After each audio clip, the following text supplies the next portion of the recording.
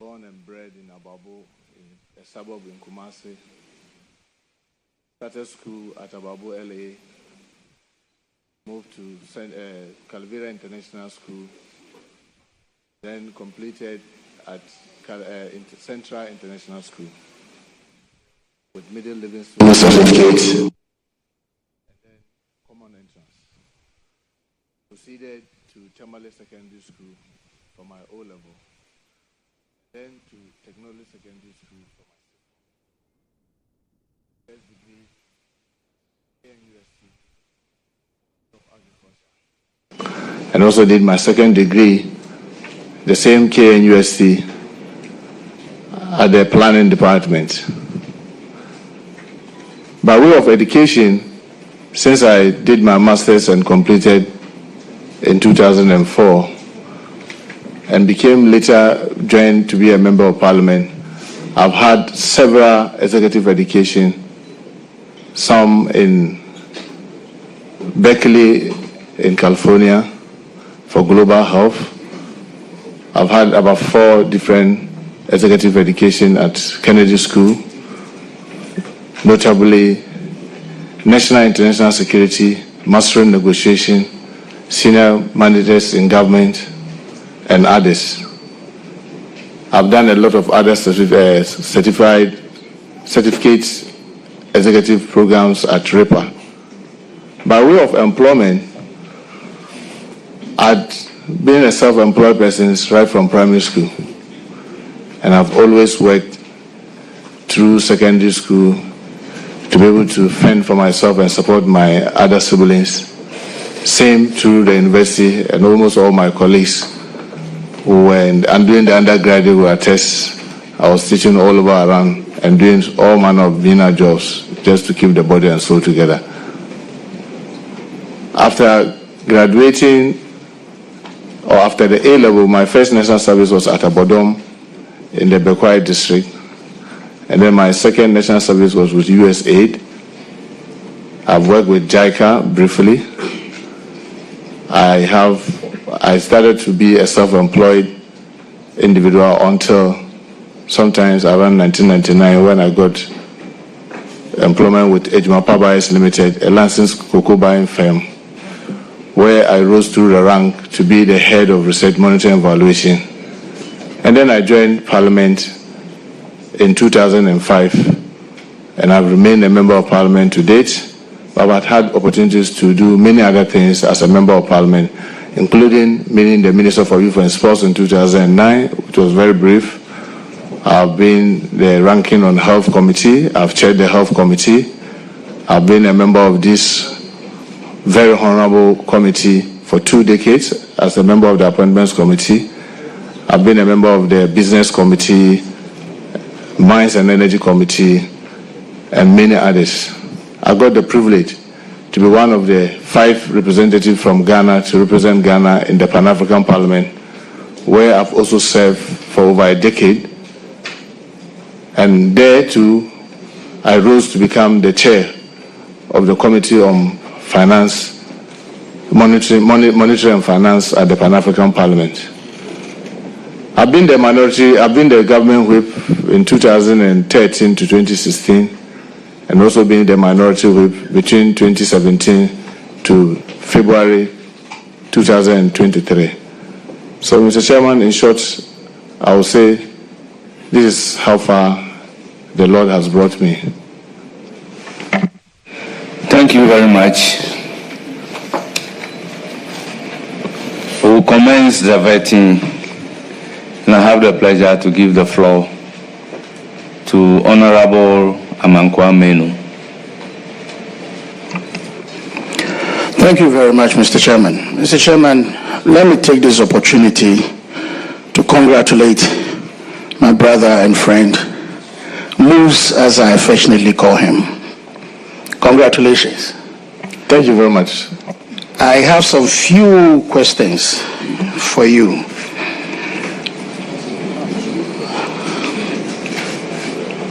Honorable nominee, on the 14th of January 2025, there was a letter from the Office of the Chief of Staff, which letter sought to demand for certain information regarding certain persons on government payroll. You are going to be a minister with many agencies under you, with such agencies inviting or have invited applications from Ghanaian young men and women for training. Between December 7th to January 6, 2025, that is December 2024 and January 26, January 2025, we had a government in place. With you as Minister of Interior, with all the agencies under you, and looking at the applications, probably some of them already under training, are you going to discontinue or invite those who are already undergoing training, as we experience, sometime in the history of this country? What would you do to these young men, women who are Ghanaians, who are going through training to serve this nation? Thank you, Mr. Chair. Mr. Chair, I'm not privy to the full details of what my colleague is saying, so it makes it very difficult to give very specific answers. But what I will say generally is that I believe that government is continuous, and until January 7th, there was a government. And in my view, every action and inaction of that government is legitimate, except to say that if a new government comes, nothing also debar a government from reviewing whatever actions a previous government has taken and then put the best interests of the country forward. So because I don't have the details and the fine details of what you are talking, it may be very difficult for me to give very specific answers. But what I know is that if a government takes an action which is legitimate, obviously another government too has every right to be able to review it. But I keep saying, let us always do this in the best interest of our country, because if there is in the best interest of the country, you'll be acting right. Thank you, Mr. Chair. Thank you very much, Mr. Nominee. And thank you for giving me the assurance. Yeah, this is a follow-up. Yes. The assurance that government indeed is continuous. And I believe strongly that whatever review will be done in the best interest of our nation. Looking at what we have, Mr. Chairman, in terms of fairness and in recruitment, would you say that regional quotas being given on regional basis to ensure fairness and balance is a good thing? As a minister designate for the Ministry of Interior, would you promote quota system on regional basis to ensure fairness and balance? Thank you, Mr. Chair. Mr. Chair, what I will say with this is that, I'm going to a ministry that has a lot of professionals that are experts in their field. I mean, you can't doubt the expertise of the Inspector General of Police, neither will you doubt the Director General of Ghana Prisons and the like. And I'm going to be a team member that will be working with them. Together with them, we will have to review over the last maybe 30, 40 years, or since we started this Fourth Republican Constitution, how have we done it? Has it served the purpose? If there are lapses, we'll look at it and review them in the best interest of the country. But to sit here and assure you that, we'll do it based on regional, then maybe we'll go and then people say, can we even look at tribal? Can we look at religion? Can we look at all the other balances? And it may be very difficult for me to give you a specific answer, but to tell you that definitely recruitment into the security services is a serious concern for the average Ghanaian. and it requires a review of the process. How do we do it? How do we do it so that it will meet the best standard? Because remember, in ensuring all these balances, which I perfectly agree with you, because myself I'm a minority, and I know that if you leave it to the whims and caprices, only the majority will have it, and they will deny the fewer minorities. But remember, in the security services, you are talking about lives and protection of all of us, because the simple mandate of the security agencies is to prevent crime, ensure law and order, and protect the average citizen in his or her going about doing their dutiful duties. So I can assure you that with this crop of expertise that we have in the ministry, we'll sit down and look at how best to approach this recruitment process so that at least, even if we are not able to perfect it, to make it better than it is now. Thank you, Mr. Chair. Thank you very much. I recognize the minority whip on a follow-up question. Okay, Chair, I'm grateful. Honorable Muntaka, congratulations. Thank you very much. The subject matter raised by our dear colleague, as you do know, is a very popular concern. There is a lot of murmuring and whispering on same subject matter.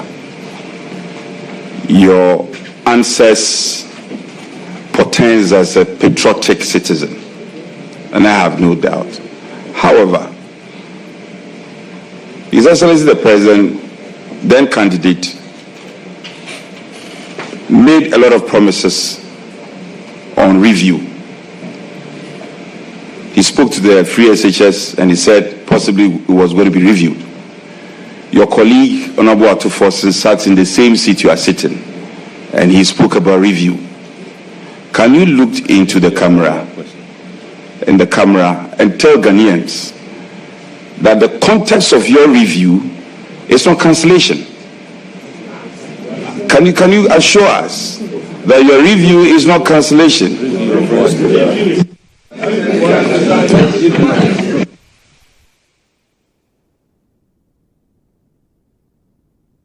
Speaker, I am asking, Mr. Chair, probably I should rephrase my question. My question to you, my good friend, is can you elucidate on your review? This review has been used by many of your colleagues, the review of the Ghanaians who have been recruited into the security services. Does your review means cancellation? Can you assure us that the review doesn't mean cancellation? This is a simple question. Why are you worrying on Honorable Muntaka? He's an experienced man. He can answer the question. Allow him to answer. Thank you very much. May we proceed to answer the question. Thank you, Mr. With Chair. respect to review of those undergoing training. Yes. Mr. Chairman, yes. My honorable colleague answer a question is legitimate. But if we go and we are reviewing and we realize that someone didn't even go to school and he's been put in there, will you recommend that that person should be allowed to continue? If we go and we realize that somebody is physically challenged and he's been put into training for military or for immigration or something that requires somebody who should be very active. So that's why I'm saying that to answer specific, to give you a very definite answer will not even be fair to yourself, because then I'll be doing simply, oh, let me just pass this and then go and do another thing. But I just swore an oath, and believe me, everything that I said in the oath, I meant it. And I'm not going to deceive anybody by sitting here telling you one thing that will sound sweet in your ear and go out there and do another thing. What I'm saying is that I can assure you I will be acting on behalf of His Excellency the President, His Excellency John Dramani Mahama, and he's a very fair-minded person. If you check our manifesto, specifically on paragraph 182, he said that we need to do everything humanly possible to put away excessive partisanship in the recruitment process. So all these things are things that we'll look at with the experts that have been in the police service, whether prison service, the national service, fire service, and all the agencies. Some of them have been there for 3 decades. They've learned so much. They've seen it come and go. And then if we sit and dispassionately decide that, look, what can we do in the best interest of our country? I'm sure we'll be able to come up with something that will meet the expectation of the majority of us. Instead of maybe whitewashing or sitting here when I don't have all the details to promise you something, then only go to the ministry and realize that what I promised honorable members of parliament is not something that can be achieved, or maybe I could even do far more. So I'll be grateful that, you know me, we've worked together, we've done a lot of things together with all humility, Mr. Chair. When I say we'll do it in the best interest of this country, I meant we'll do it in the best interest of this country. Thank you. Thank you. Any further question? Honorable Mankwa. Thank you, Mr. Chairman. Honorable nominee, I believe I've just been told that I have one last question. And it borders on promotion. There have been complaints from a lot of officers, i.e. police and the rest, of officers not being promoted on time. Some believe that such delay in promotion is due to the fact that officers are not transferred also on time. People are left to stay at one unit, one place for a very long time, not creating the room for others to also go through the meal. As the minister designate for the Ministry of Interior, what would you do differently to ensure that officers are promoted on time, and if there is the need for an officer to be transferred, that officer is transferred, so that we can have, that vibrancy in the system? Thank you.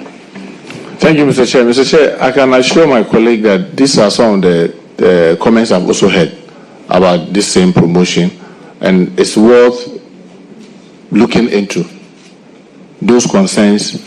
Like I said, this agency are experts in their own field, and we'll definitely have to look at. One of the things yesterday when I was taking briefing from some of the security heads were that, for example, when the regulation says you should stay in a place at least 4 years, people assume as if it is at most 4 years. So when the thing says at least 4 years, it means that it can go beyond 4 years. But others assume the moment because the regulation says at least 4 years, the moment it is 4 years, you must mechanically be moved to the next level. And yesterday when I was looking at some of the agencies, their own organogram and the kind of vacancies that they have, you could see that, yes, there are some places where people need to fill. But one of the things that I also heard, which I will look into real details, is that almost everyone, especially the Ghana police, almost everyone that needed to be promoted had been promoted. I will look into it, because where I sit now, I'm a designate and I don't have all the full facts, but it is a lot of concern that I've also heard, and I think it is worth looking into. One thing I can assure you, my colleague, is that I believe that we need to codify the processes, document them. I've worked largely in the private sector. You know that annually you'll be reviewed, you'll be assessed, and the assessment will be shown to you yourself. You agree with some, you have the opportunity to question some, and at the end of the day, it will be filed. So the way sometimes our security services, I don't know how we'll be able to do it, but like I said, because they are experts who can learn from other jurisdictions how they do it, the way it is mechanical, some go to sleep, others are breaking their back to help the system, and then everybody just wake up, oh, it is time for promotion, then we all get promoted. I don't think that itself encourages people to give in their best. So we'll look at how to do it in a way that it doesn't demotivate the men and women, but also make sure that it is based on merit and not just give away, because they say at least 4 years. Yes, because if it is on merit, someone could do 2 years and get promotion because of some specific thing, but you need to document those processes so everybody knows that we all know, if I'm able to do 4 terms in Parliament, this is how it can happen. If I'm able to do A, B, C, D, this is the benefit that I can get. I'm sure when we are able to put all those things on paper and it is known and people are educated very well on it, when those promotions are happening, I'm sure people will be largely satisfied. Thank you, Chair. Thank you very much. Thank you very much, Mr. Chairman. I would like to follow up on the last question. Yes, just a little advice. Yes, just a follow up. A follow up. Yes. Very on the promotion of the officers. Very brief. Yes, sir. Well. I would like to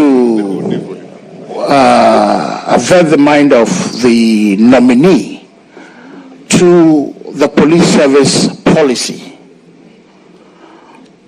A policy to the effect that officers, I stand for correction though, because I can see a lot of police officers here. Officers do not stay or remain at one post or unit for more than 5 years. I believe that the honorable nominee, when he assumes office, I believe he would. He said he's not a master, but I believe that he's a master in his own right. I believe that when he assumes office, he must have this policy to ensure that officers, if it is time for them to be transferred, they move so that others can also grow. Mr. Chairman, with this, I once again like to congratulate my friend for his nomination. I have confidence and trust that he will do that which is right for this country. He is a man, what you see is what you get. Thank you. Thank you very much. Thank you. Please, your response to. Well, Chair, what I will simply say is that, for example, because he's mentioned the police, there are 3 tiers of 3 groups within the police service. And as you may know from article 200 all the way to 205, where it talks about the Ghana Police Service, it is the president that has the sole prerogative to promote individuals from ACP upwards. That's Assistant Commissioner of Police upwards. Then you have from, I think, superintendent up to the ACP2 can be done only by the police council. Then you have from the recruits all the way to chief inspector, that one is done by the police administration. So because of these 3 tiers, some largely are not in the hands of the senior men. But like you rightly said, these are things that is worth looking into, and I can assure you, my honorable colleague, I will ensure that fairness and equity is done. Thank you very much, Chair. Thank you so much. I'll proceed to give the floor to Honorable Dominic Nitiwul.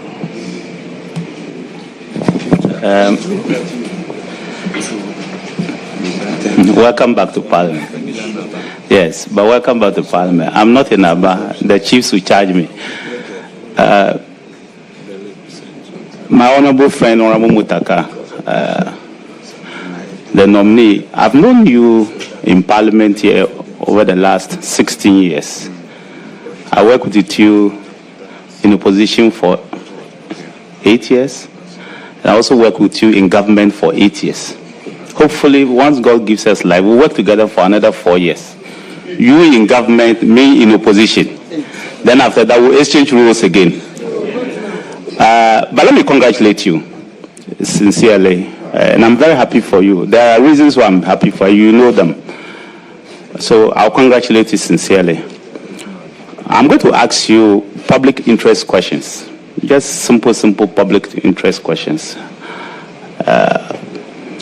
Honorable, my first question is about professionalism of the 10 agencies under your ministry, all of them. I want to find out from you and to say that whilst asking this question, particularly the Ghana Police,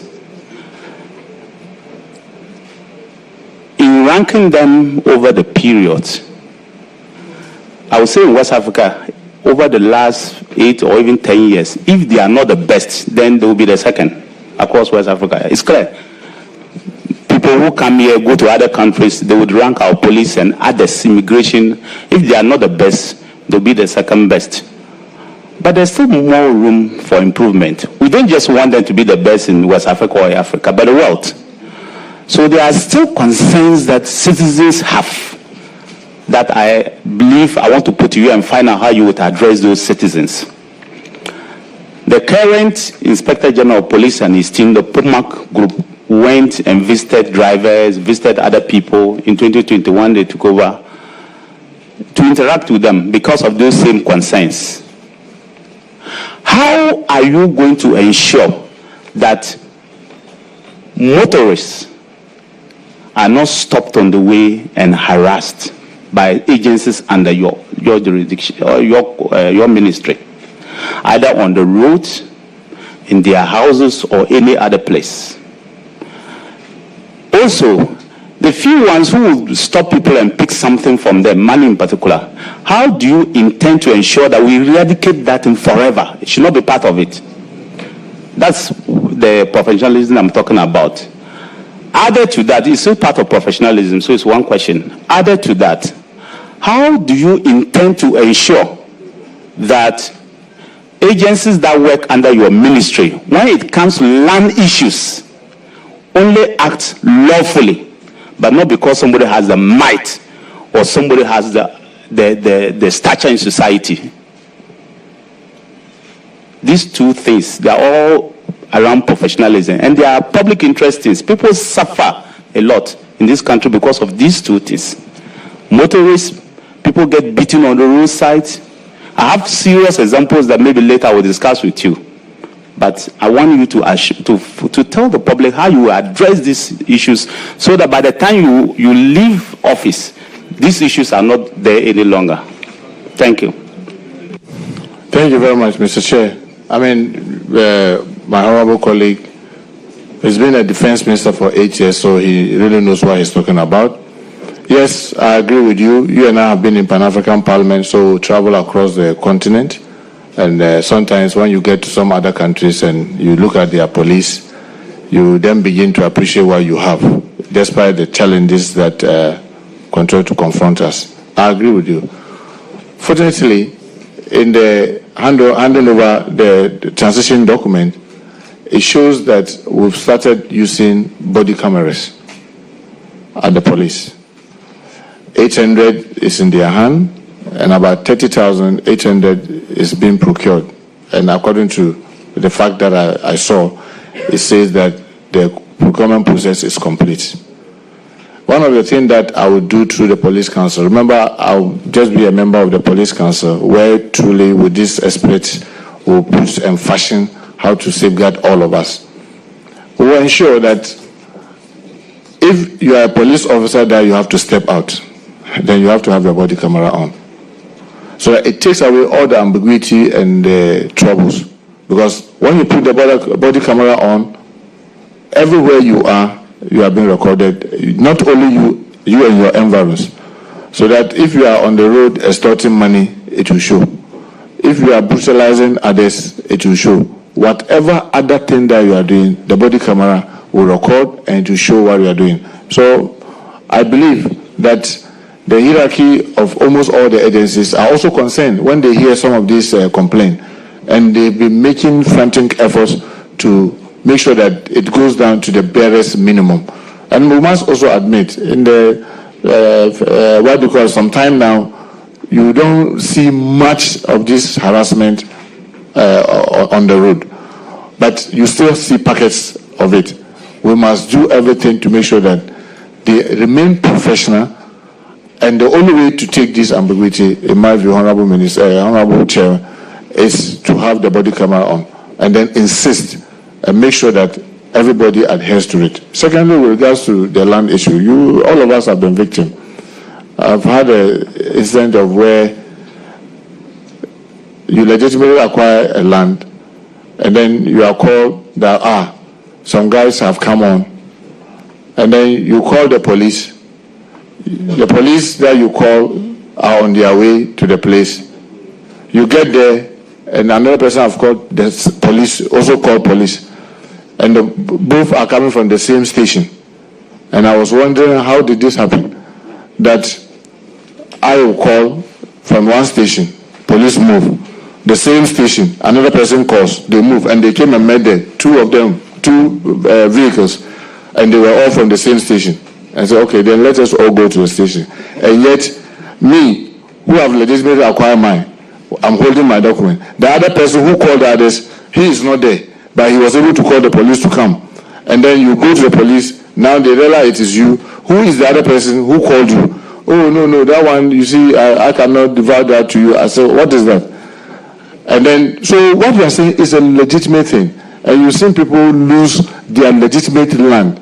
And I mean, with this land, I believe that, Mr. Chair, I know when the Minister for Lands, the nominee for lands comes here, we may have to fast track the proper documentation of all the lands in the country because they are digitalized. I can tell you, and I'm sure Chair is aware of this, where someone, in trying to beat the system, went and backdated the document and said that he bought the very land that I said I bought in 1995. But he paid the monies in Ghana cedis. When in 1995, we didn't have Ghana cedis. And that's how the person got caught. Because he said he paid it in Ghana cedis. And in 1999, there was no Ghana cedis. So you see these things are really happening. But like you rightly said, with professionalism, these are experts. I would demand that the professionalism, that the standard that they've set for themselves, they should hold themselves to it. And I can assure you, honorable colleague, that I know it's not going to be easy because that will require change of attitude, change of behavior, a mindset, but we'll dare and make effort to get them to be professional. And I'm sure once they are professional, most of these things, even if they don't fizzle away, you will have very minimum of it. Thank you very much, Chair. Thank you. Any further questions? Yes, just one little question on the professionalism. Will you consider setting up, I know the police already have it, immigration, all the agencies have it, but will you consider setting up a complaints unit under your ministry itself and uplift you to the status of a director, where citizens can go and complain direct without being intimidated, or they have that feeling that they will be intimidated? If there's not one, will you consider doing that? Mr. Chairman, I mean, this is a very legitimate thing. I've had that serious concern. You know, currently what the police, what they do is that they, when something happens, then the police themselves will say they have the police professional, what do you call it? They have the PIPs, where they will be investigating the issue.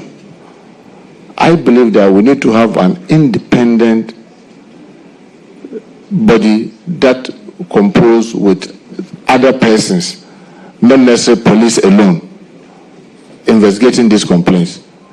The Standard Bureau, the Independent Police Standard Bureau, that we've seen in other jurisdictions, we need to be able to do that. And together with the hierarchy of the police administration, we'll take steps to do that. And Mr. Chair, my colleague was right.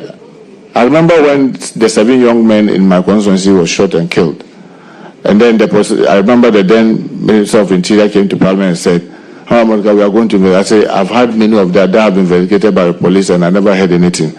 I insisted, and then that push for an independent committee to be set, which was chaired by a High Court judge.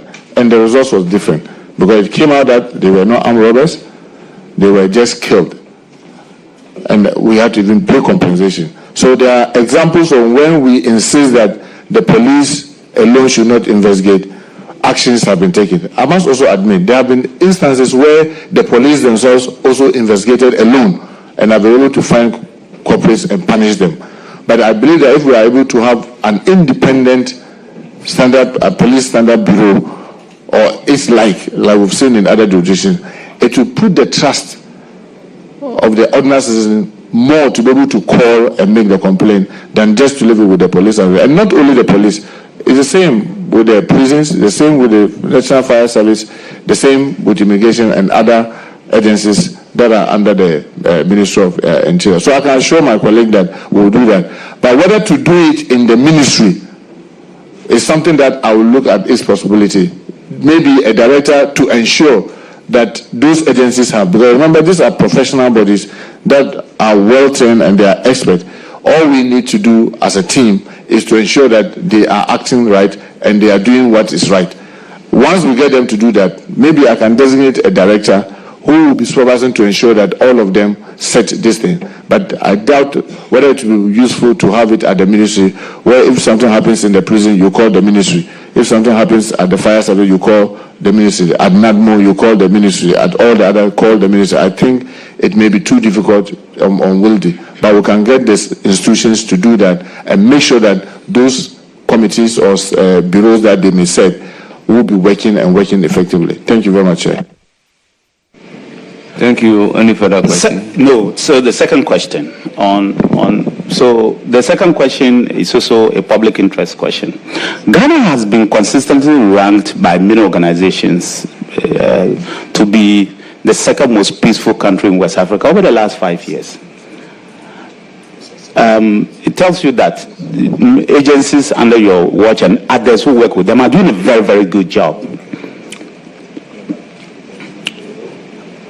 The public will want to know from you, or I want to know from you, what specific steps are you going to take that will ensure that Ghana does not regress backwards to those olden days when people are free to sleep in their houses, people are scared because maybe armed robbers are coming to attack them, or highway robbery will be on the increase? And secondly, how will you ensure that the country, Ghana, is still the destination for many, many people because it's peaceful? Because that's what we sell. We don't have the population like other countries, but we sell ourselves because we are very peaceful people. And our country has been peaceful. People go out and cry in the night, they are okay. I want to find out how you, because your ministry, you have agencies that have the direct responsibility for law enforcement. If they work, we are okay. If they don't work, we are in trouble. So I want to know the specific steps you are going to take with your agencies to ensure that they get it, including steps to ensure that morale within your services are high. Including steps to ensure that morale within the services are high. Because if morale is high, they'll give you the best. So link the two. Thank you very much. Thank you very much, Mr. Chair. I will start with the second one, which is easier to talk about. I mean, I'm happy that we all know that morale, once their morale is high, I mean, they'll give you the best. And obviously, having known the finance minister and we worked for all these years, I will do everything humanly possible to let him appreciate this, that he will be able to rope in more money. If the agencies under the ministry that I'm going to be a team are working very effectively and the country is so peaceful, people are willing to come in and invest, he will be able to rope in more money. So he must ensure that we're able to support them with their emolument allowances and what have you. But I know morale is not only about money. It's also about fairness and just. If you have a system where everybody believes that I'll be treated right, even when I go wrong, when I'm going to be punished, it will be measured. It will be based on the level of my mistake or my crime. It will raise the morale of people. So I'll be looking at that, and I'll put a lot of premium in trying to get the team that I'll be working with to ensure that the morale is high. But when it comes to the specific things, Honorable colleague, you are the defense minister, I keep saying this, and you know we have the national security, strategic plan. And in that plan, ours is to help, ours, when I say ours, I'm talking about where, by the grace of God, if this committee approves of me, with my team, ours is to ensure our internal safety. And you know that we need to have the national policing strategy by the Ghana Police Service. We need to be able to have the land borders strategy for the Ghana Immigration Service. We need to have the narcotic control framework for the Narcotic Control Board. We need to have the small arms and live weapons strategy for managing small arms and guns. We need to be able to have a national strategy for the prisons, the National Fire Service, Fire Preventive Strategy. These are the specific things that I will task my team, that everyone who is heading his area should ensure that that strategy is in place and that strategy is being followed. If we can have that strategy, which is there, and I know you have been at the Defense Ministry and you've done a lot of work already, and the document is there.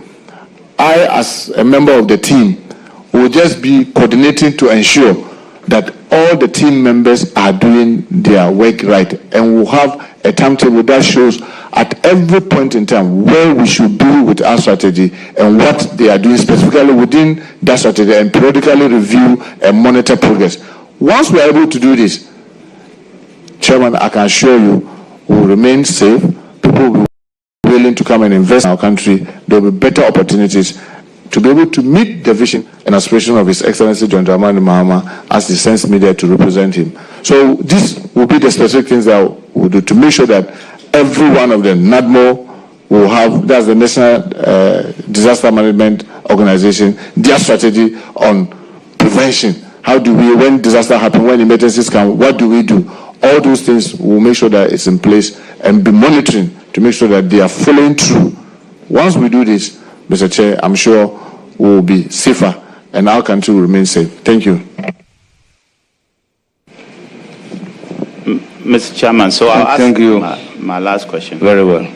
The security, the reason why I asked about this is also because of the happenings of late where young men can invade places and stop people. That's why I asked this question as well. So put that at the back of your mind. Mr. Nominee, the last question I want to find out from you has to do with the recruitment. There are many people out there who think, wrongly do, that, oh, you don't need certificate to enter any of the security service. You can just go, just work for a political party, and you go, you can be recruited. I'll recruit our boys, do this. I want to ask you a specific question. Will you recruit unqualified people into the Ghana Police Service, into the Ghana Immigration Service, into the Fire Service, and other security services? Unqualified persons, no, no, no. Thank you very much. Thank you. Honourable members, I will give the floor to Honourable Muhammad Shaibu. You have the floor. Mr. Chairman, I'm most grateful. Leader, Honorable Nominee, congratulations. Thank you very much. A very well-deserved appointment. One of the critical agencies under your ministry in the criminal justice delivery is the prison service. They have a huge responsibility of safekeeping, reforming, and transforming prisoners. In recent times, we've had very negative news about these three key responsibilities. What measures, what plans do you have to reform the prison service generally to meet the very basic responsibilities they are charged with? Thank you. Thank you, Mr. Chair. Mr. Chair, as a country and as part of our national security strategy, we have the prison reform strategy for the Ghana Prison Service. And I must admit, even from the briefing, the few briefings when I was preparing for this today's hearing that I've seen, honestly, they've been left to be deep orphans. And sometimes all of us tend to forget about them. And that could be the weakest link in our strategy to keep this country safe. I can assure you that I am going to pay a lot of attention to the Ghana Prison Service as part of the team member. One of the things, if you look at the manifesto of the NDC's Excellency John Dramani Mahama vision was to even change the name from prisons to corrections.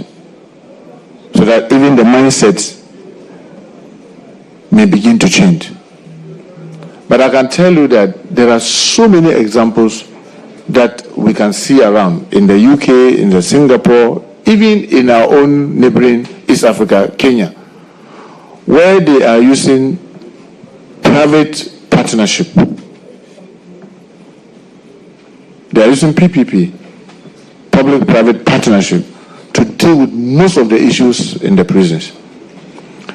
I'm reliably informed that when you go to Kenya, every number plate that you see on a car is coming from the inmates, because they give opportunity for industry to build these factories within the prison. It serves multiple purposes: training of inmates, it gives them skills, it gives them income. And obviously, because they are prisoners, the income that, or the payment that are made, are not as if the factory was set up outside. This is an area that we need to look at, because then Nsawam prison, for example, has vast land. You go to Ankafu, there's vast land. If we're able to do that with government support and the rest of us in the multi-sectorial nature of what we are doing, it is going to help them. Because currently, even feeding, sometimes it's, when I heard it yesterday, I was shocked that we can treat each other that badly. Today, the rationing for a prisoner in Ghana is 1 cedi, 80 pesos for the whole day. 1 cedi, 80 pesos. And I doubt, with the greatest respect to these members of the committee and those listening to us, even the cats and dogs in our houses, how much food do we give them?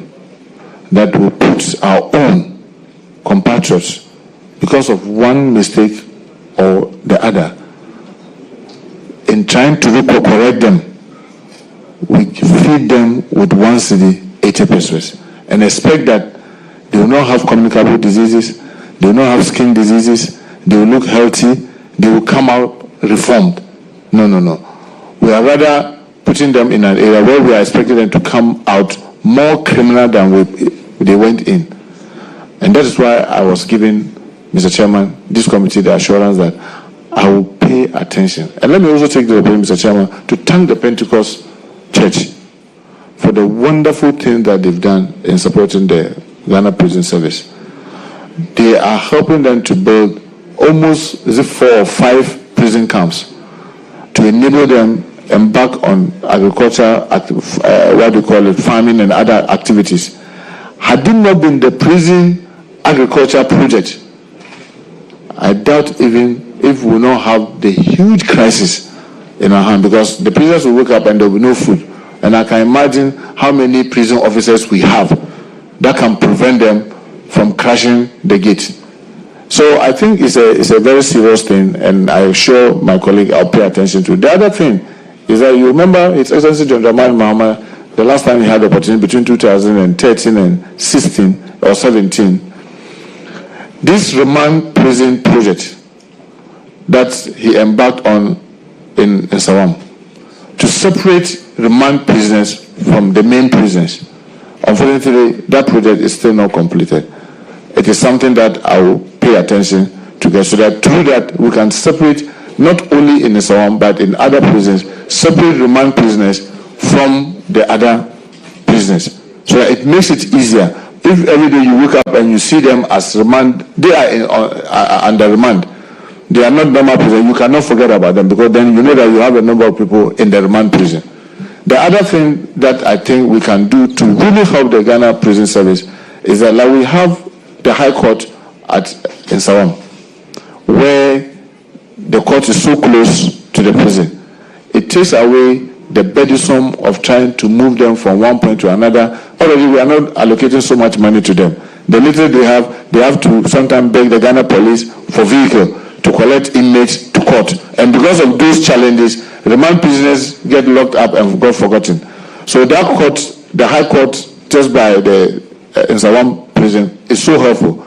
We'll see how, together with my colleague from the Attorney General how we can work together with the Chief Justice to see how we can replicate this in some of the other prisons like Ankafo and the others that have larger inmates. And the last one is about the Justice for All. You know, the Justice for All project was one that was so helpful, where judges move into the prisons and deal with especially remand cases and get it expedited. I think that is another thing that together with my colleague, the Attorney General, and the Chief Justice, will look at how we can use that Justice for All to decongest our prison. I'm sure when we take these strategies, partnership with the PPP, ensuring that we feed them well, help them to get skills and what have you, I'm sure it will lessen the burden that we are putting on the men and women who are keeping them, and also our compatriots in a very dehumanizing manner that they find us. So thank you, Mr. Chair. Thank you. Any further question? Before you come in, I will plead with the honorable nominee. Just be brief in your answers. Thank you, Mr. Chair. Mr. Chair, the honorable nominee has information overload. Thank you, Chairman. All said and done, except and unless you are incarcerated life in prison, you will eventually come out. Reintegration has been a big challenge for most prisoners who are out of prison. Because of societal norms, they find it difficult to even live within the same community they were picked up.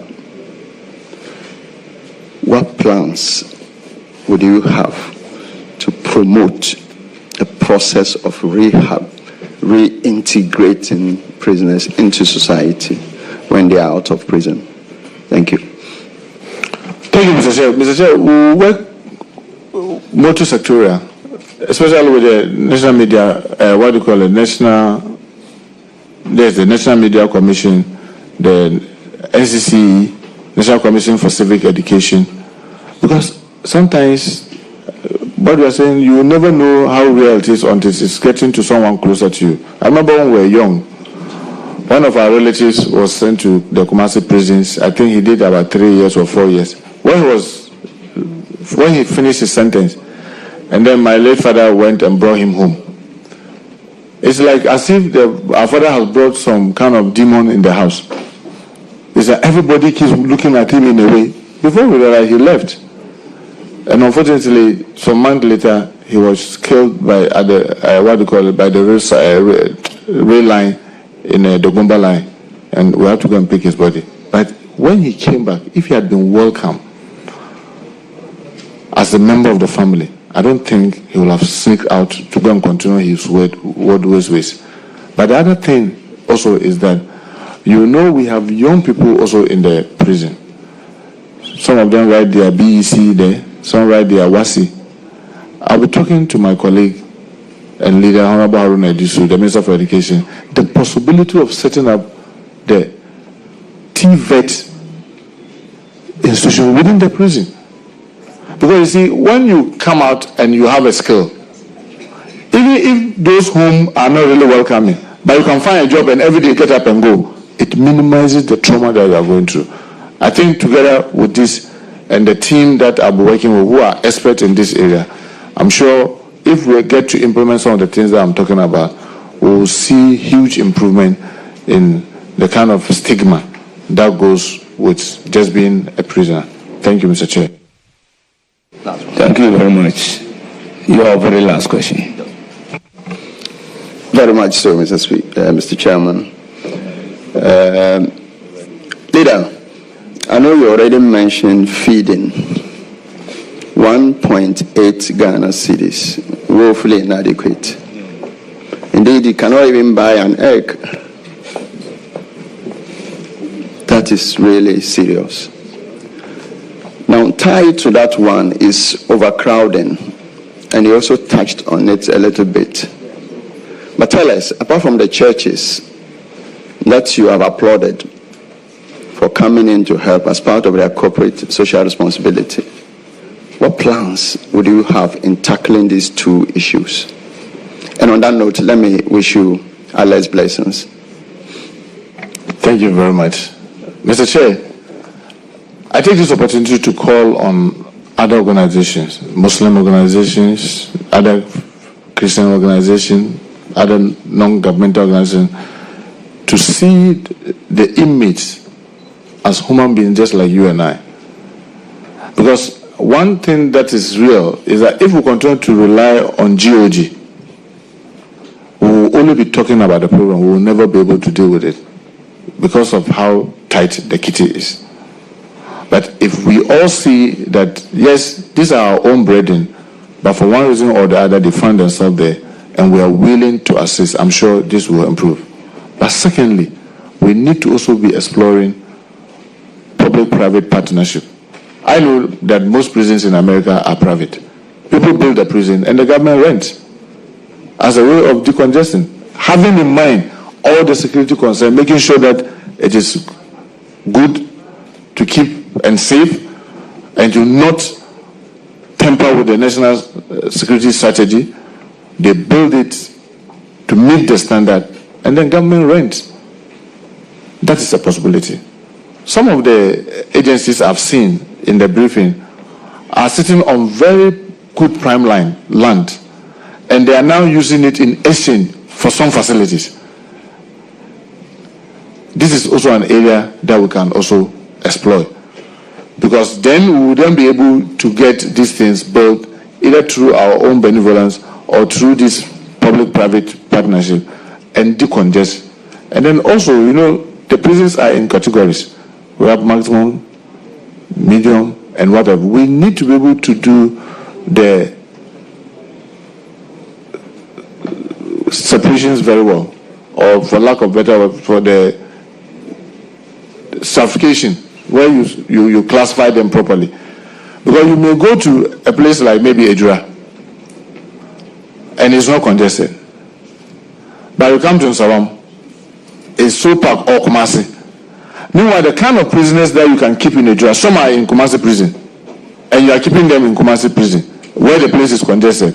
When Ejura is not congested, we need to look at that. And together with the team that I'm going to be working with, we'll be looking at how to get all these things so that we'll decongest our prison. Thank you, Mr. Chair.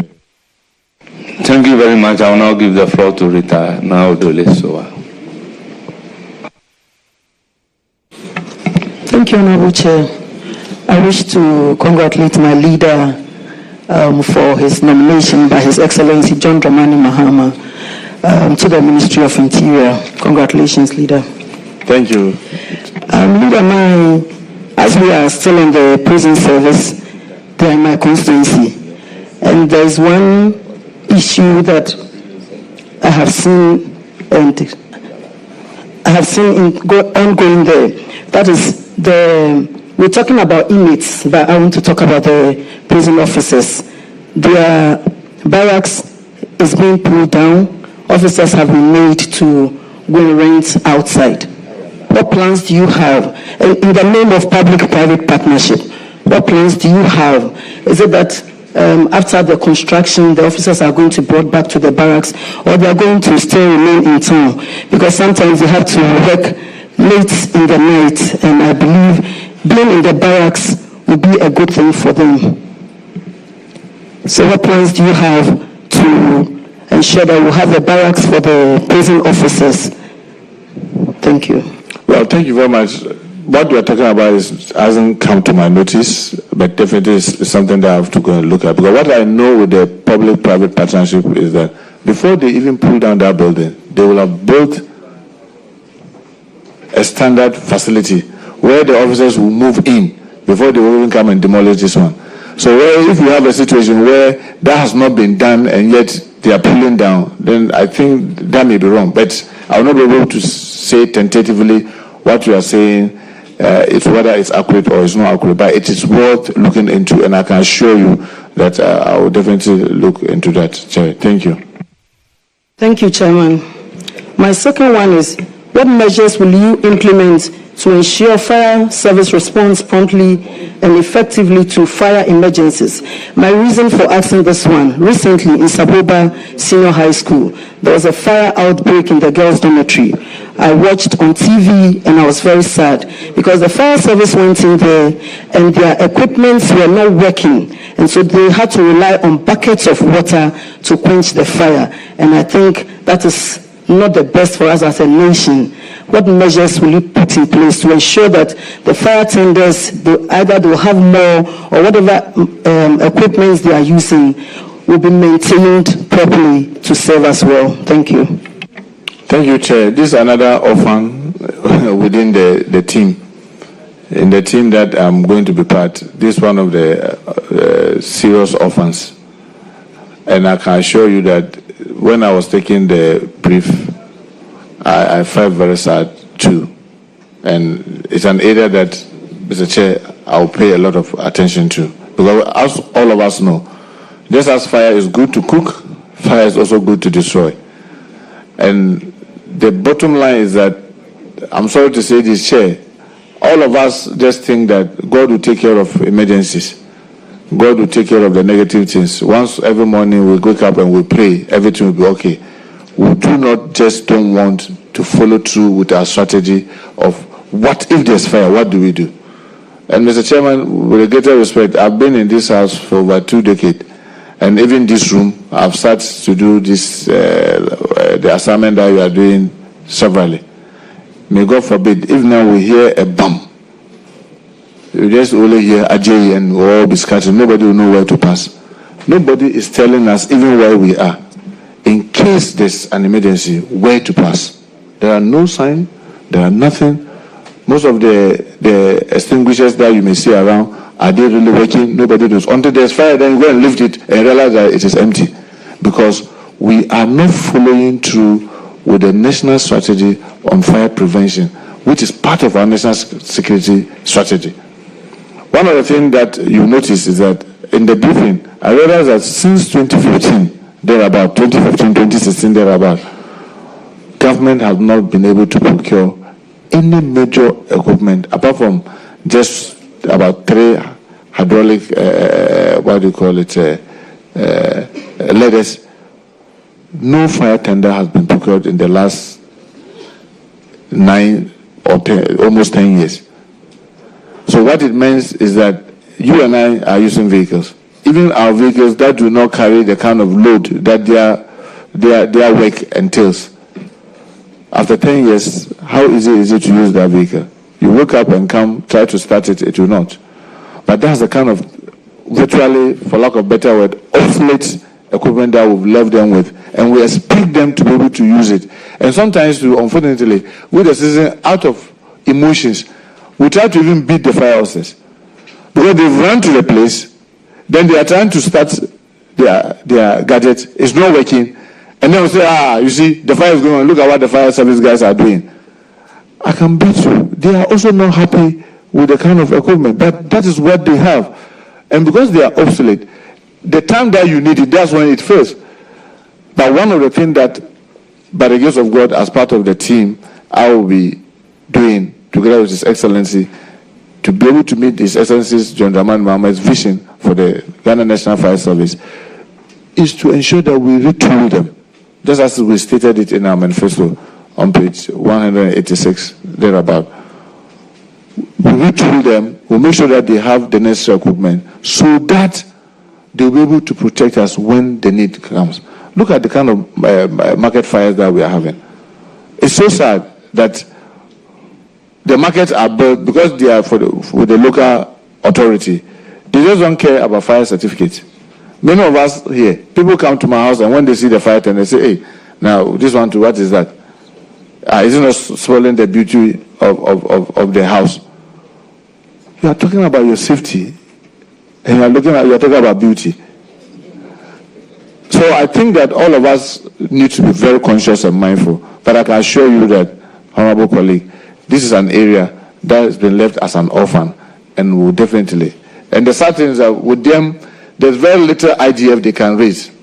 So it makes it more difficult for them. But by the grace of God, when this committee approves my nomination and I get to the ministry to join the team, we will give it our very best to retool them so that they'll be able to protect all of us. Thank you, Chair. Thank you very much. I recognize a follow-up question from Jerry Shai. Thank you very much, Mr. Chair. Honorable Muntaka, congratulations. Thank you. Just a follow-up. In my constituency, Wejagbawe, the fire tender has not worked for umpteen years. I've heard you give assurances. But I'm also thinking, do they get risk allowance? And how much are we thinking of upgrading that, if at all? Because I witnessed the fire got a property in Bawe. We had to call the next constituency, Anyasotrum, to furnish us with their tender. At the time the tender came, the fire had already gutted the property. First of all, how do you intend to ensure that this is properly and comprehensively taken care of? Bear in mind the fire officers who take the risk to go, like you rightly stated, some of them are actually ostracized. And who tell that, and in fact, when I was there, they threw stones at us. So just want to know how you intend to deal with that comprehensively. And if you are giving assurances, whether you have intentions of giving us some deadlines. Mr. Chairman, I really wish I could give a deadline. And Mr. Chairman, because some members let there be order so that we can take the answer. Thank you, Mr. Chair. Mr. Chair, I really wish I could give assurance and even give timelines. And believe me, the timeline will have been yesterday, because these are institutions that are really suffocating. And I'm very happy that you brought a very important aspect of their challenge: the risk. Officers are dying because of inhalation of substance, smoke and what have you. Sometimes they get bent. Sometimes they fall and get injured. And when they do this to protect us, we don't even forget that we not even take care of them. If you care to know, the Ghana National Fire Service do not even have a clinic of their own. They fall on the Ghana Police and the Ghana Health Service. And sometimes the bills, because of the refund bill, the delay in releases, these hospitals do not even want to receive them. So imagine a fire officer wakes up from his house, just like you and I have done, come to work, go to risk his or her life to try to protect us. Then he or she gets injured. We don't have a facility to take care of him or her. They try to go and borrow money to get other help in other places. It takes months for us to refund. So one of the things that I can assure you is that because we have part of the national security strategy, we have a strategy for prevention of fire at the fire service that encapsulates almost all these things that are in there. Like the answer that I gave earlier, I will ensure that we follow through. The team members, everybody should follow through with what is in the strategy. Because if we follow the strategy, we will not be sitting here talking about some of the things that, because those answers will come by themselves. So that's the assurance that I can give you. Thank you, Mr. Chair. Thank you very much. Your last question. Thank you very much, Mr. Chairman. Honorable nominee, my leader, having worked with you for 4 years in Parliament, I believe you in your interpersonal skills, and I know it's going to come to bear when you go to the ministry. I want you to assure us as members of Parliament that we will not come and queue too long at your door when we come to visit you, because some of us have experiences where you go to visit a colleague minister, you have to wait for about 3 hours, 2 hours, and I don't think that is the best. And so on that note, I want to wish you congratulations and the very best on your new appointment. Thank you.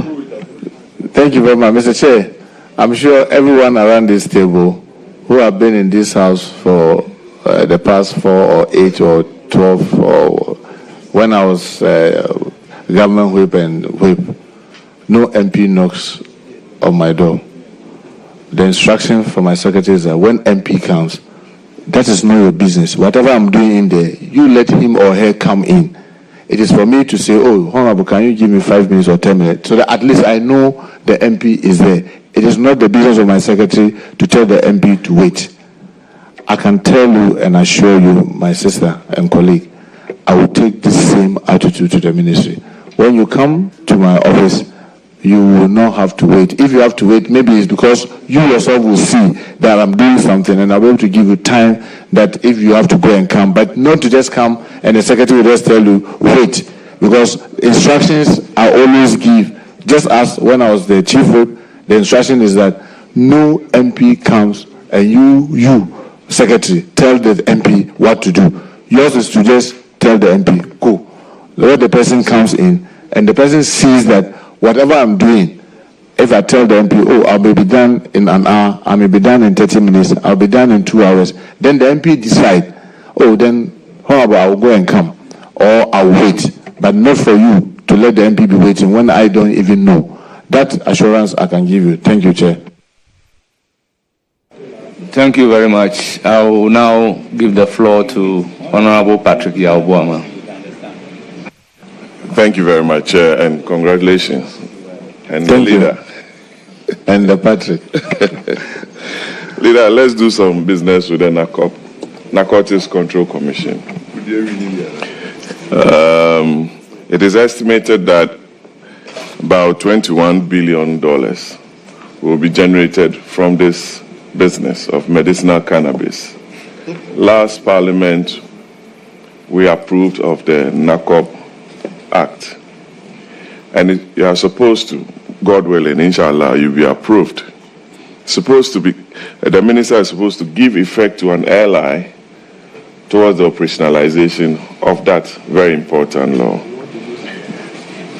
Ghanaians and the world will want to know, since it's a very big trade and you require a lot of investment in there, we want to understand your strategies on licensing, regulation, and the implementation of this very important law towards the realization of the objectives of this act for the good of this country, to drive lots of forex to show up our economy and our currency.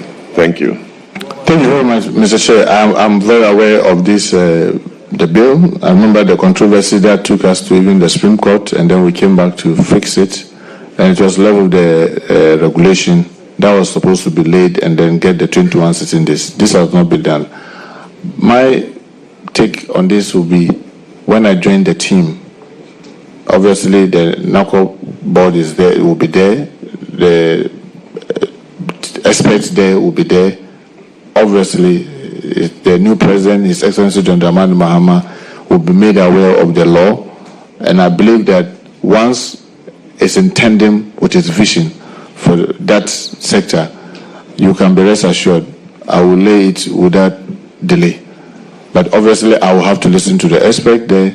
As a team, we'll make a definitive decision. And once it is in tandem with already the existing, it's about laying, I know very well my way around this house and how to get things done. So we'll surely do that. Thank you, Mr. Chair. Thank you. I'm satisfied with the answers. Chairman, I don't have a follow-up on that, but I will go to my second question, which is on small arms. I have a lot of friends up north. One recently came from the States, drove to his father's village, Mr. Ndebugri's son, my mate at the law school. He said, when I get to Walwali, I have to speed and cross over to Bolga before I get to Zebila or Timonde, that's the village. There are a lot of unapproved routes, a lot of small arms in the hands of a lot of people. You talk to people, you say, when you go to Boko, the kind of arms you find there, in Kwanta, a lot of ethnic tensions, people have all sorts of arms. I'm sure you are aware. You are going to be in charge of internal security, basically. And the Small Arms Commission will be under your care or watch. There are a lot of unapproved routes. God willing, immigration will be under your care. Please, what can you tell Ghana or Ghanaians about some of the things you'll be doing to control the proliferation of small arms into our country? Thank you. Thank you very much, Mr. Chair. the concern of my colleague is real. It's a big threat. And if we don't watch it, it can really escalate. And you see in the areas where there are conflict, sometimes you wonder where they get the guns from. But the interesting thing is that it's been noticed that most of these guns are coming through our borders and the port. And the Commission for Small Scale and Light Weapons, their challenge is they search manually. Just recently, let me take this opportunity to thank the German government for giving us an equipment that is able to detect guns by just bringing it closer to a vehicle. But it is only one. It is only one. But look at how large our borders are. Because we have a whole long stretch with Côte d'Ivoire, Burkina Faso, and Togo. And people use this. So they place it at the port. That machine is at the port. One of my first thing that I would do as a member of the team, when I joined the team by the grace of God and with your approval, is to see what steps we can take to acquire more of such gadgets. So that when you stop a vehicle, immediately you go around it, you can tell that there's a gun in there and to show you specifically within the vehicle where it is. If we do that, it will help even the movement around with it. Because sometimes they use motorbikes and they hide them, conceal them around the motorbike. And then when you stop them, before you realize the person is rather sitting on it. So you don't even know where it is hidden. But if there are gadgets that can help you to do that will be so useful. We need to also empower the Peace Council, Mr. Chair. You see, all of us are taking the peace we have for granted. Our country is peaceful, so because of that, investors are happy to come. We are able to wake up and go around everywhere.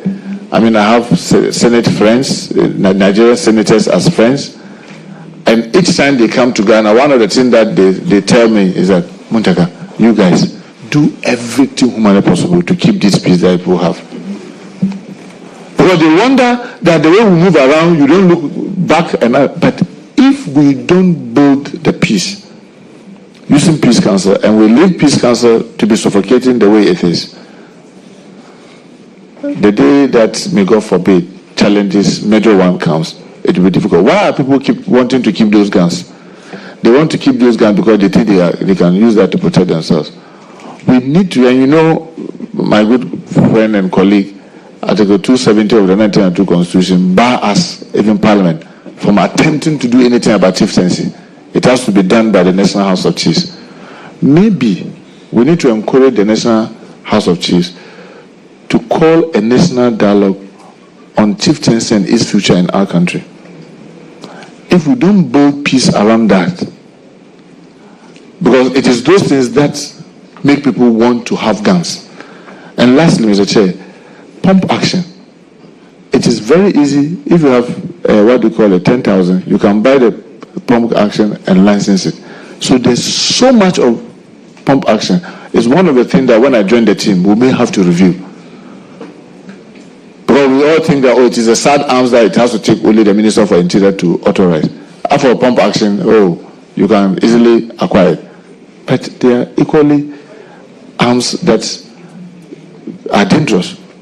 So these are some of the things that when I joined the team by the grace of God, together with the expert there, in mind with our national security strategy, we will be putting in place to ensure that we at least minimize to the barest minimum the use of live arms. Thank you, Mr. Chair. Thank you, Chair. I also don't have a follow-up on that. Thank you. The last question. Very well. On NADMO. They want to hear from you their promotions. Some of them are saying they've been sitting in one office for many years and they are not well equipped, and they want to hear your voice and believe in you that you do something different from them as Minister of Interior. On that note, let me wish the leader success at the Interior Ministry. Thank you. God bless you. Thank you, Mr. Chair. God bless you too. Mr. Chair, I when I took the briefing and I just realized why we are having most of the challenges that we have. One, we have a national security strategy on disaster management and we are not following through. We have this huge organization, NADMO, that we are not paying attention to. The steps, the law that we have is comprehensive enough.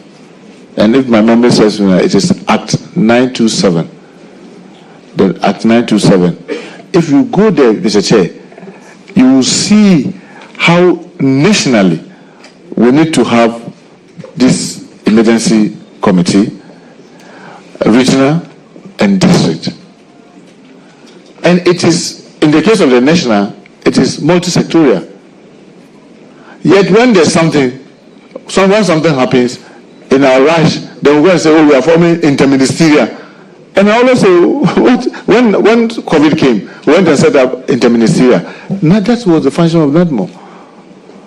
The same thing when the spillage, the Akosombo spillage happened, we went and set up interministerial. The more we do that, the more we weaken NADMO. Because it's like you are saying that you have an organization, like you have a vehicle. It has fuel. It is serviceable. Then you call Uber that they should come and lift you. Anytime you want to go out, there's someone come and say, but what about this vehicle? Why is this for? Oh, the vehicle is good. Let me start it for you to see. You start it, it's working. You move it, but you park it. And then every day you are calling for Uber. That's what we are doing.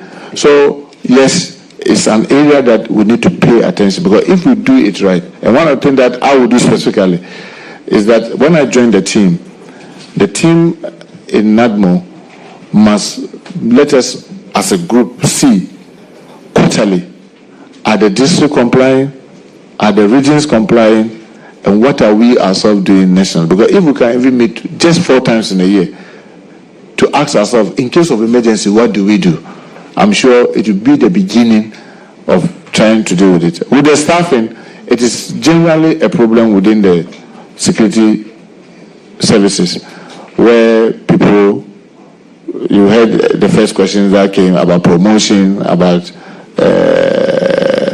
transfers, about their condition of service. It is an area that I will engage if by the grace of God, this committee approves of my nomination and Parliament does so, engage the finance minister for us to appreciate that those who protect us also matter. Because if they protect us well, like I said earlier, people will be willing to invest, and then that finance ministry will make more money. So it is important that we take care of them so that their morale is high, so that they'll be able to protect us and then protect the whole country. Thank you, Mr. Chair. Thank you very much. I proceed to recognize Honorable Brian Achampong, Doctor. Thank you, Honorable, and congratulations. Thank you. My position on your qualification is consistent with Article 78 of the Constitution, except when the President, after this vetting, withdraws your nomination. I don't believe anything can stop you from being confirmed.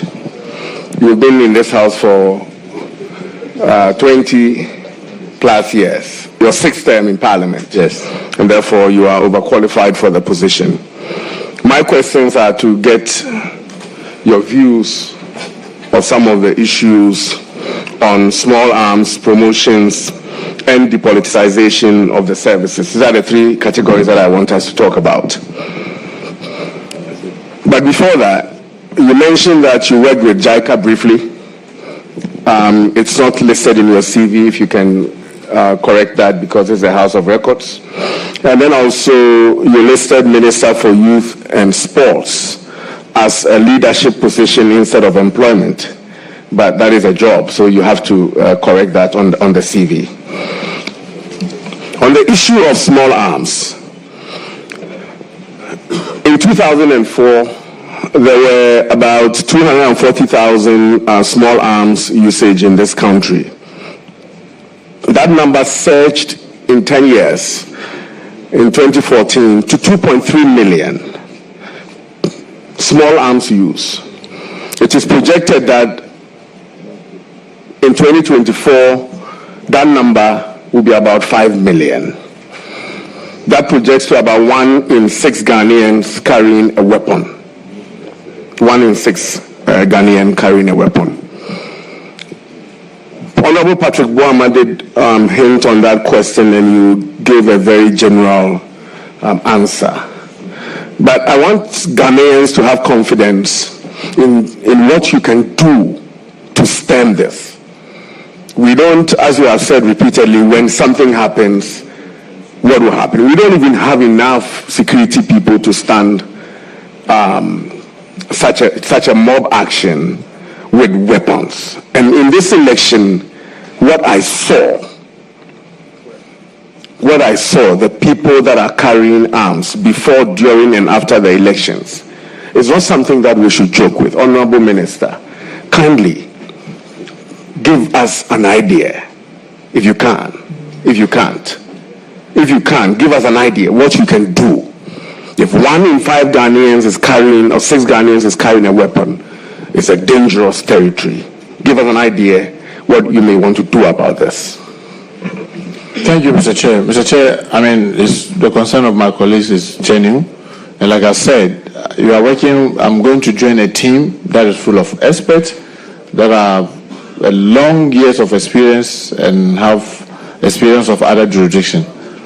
But as a member of the team, if I join, one of the major things that I want to do immediate is the introduction of IT to track who has been given gun and for what purpose was the gun given or approved for. But if you can have database that is computerized, with a touch of a button, I can know, maybe those of us around this table, who and who has been licensed to carry whether small arm or even larger arms. It will be the beginning to help in the national security strategy in terms of surveillance and knowing and tracking what people are using it for. As we speak, I want to believe that if, like you rightly said, you are projecting about 5 million, maybe if you go to the ministry, and I know you've worked at the National Security Ministry before, if you go there and you want to really put your fingers to who and who have really registered this, even those who may have permit, it may shock you to know that you don't have the data that you can at a go look at. And I think that the starting point is then, let us measure, because it is only when you measure that you can achieve. If we know who and who are truly holding it, then we'll be able to make our surveillance very effectively. Then, like I rightly said earlier, we need to make sure that we are really very serious with the proliferation. The entry points, where they are, when people are moving around with it.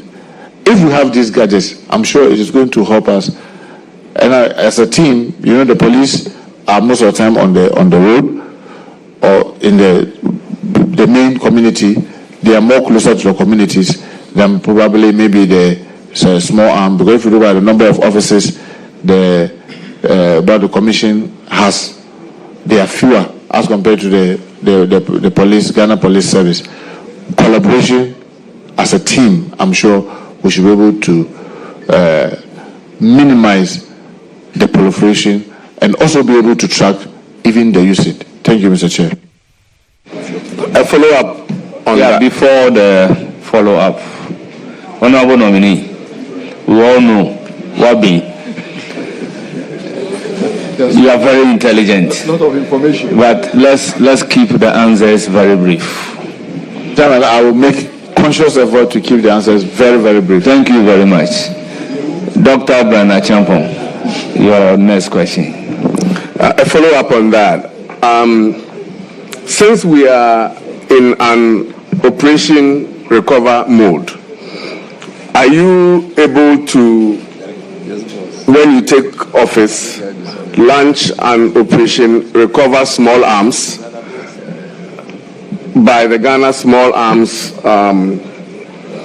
Because it's frightening. And the figure that I mentioned, the Ghana Small Arms reports that about only 50% of that is the 2004 data, only 50% of that is registered arms. The rest are unregistered, illicit weapons. So can we launch a program? I mean, in advanced countries, they launch a program, tender in your weapon and get some cash, do this and get this thing, so that at least we can reduce the number of weapons in circulation. It's quite frightening. Thank you, Mr. Speaker. Mr. Chair, I can assure my colleague that with the team, we'll look at that, because we can get maybe non-governmental organizations that may be able to support us. We can grant amnesty, because some people may be having it. They are even afraid that it will be seen on them. Maybe when they wanted it, there was some reason why they wanted it. Now they have it, they can't register it, but they want to tender it, but they are afraid. We can give some amnesty window period for that, and probably look at the exchange for cash or exchange for some kind.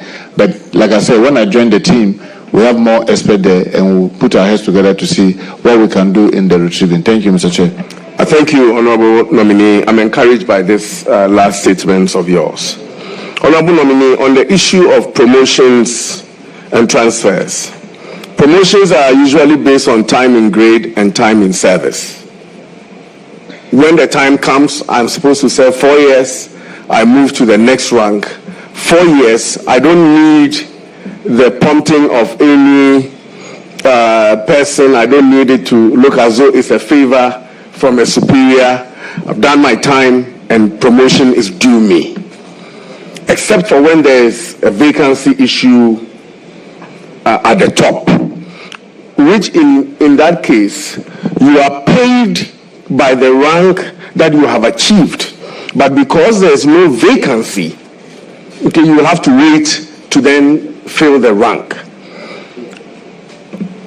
I'm not sure if you understand the question. So I'm supposed to be 4 years at Lieutenant Colonel, 4 years, I get to Lieutenant Colonel, I'm Colonel. If there's no vacancy at the Colonel rank, I'm still being paid as a Colonel elect, but I don't have the position to occupy. But I've made my time. Is it possible that you can ensure that promotions and in the police services or all the agencies under you is by time in grade and time in service?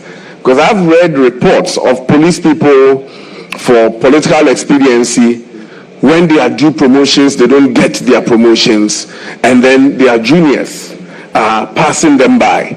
That we can institute a policy of time in grade, time in service, such that when you hit that time mark, you get your promotion. And then on transfers in this country, Mr. Chairman, are seen as, in some cases, punishment. This is one question, promotions and transfers. Transfers are seen as a punishment. We will transfer you to somewhere the sun doesn't shine, is what you hear from your superiors. Honorable, can we find a mechanism where when you enlist into a service, you know that this is going to be my operational area, that you elect?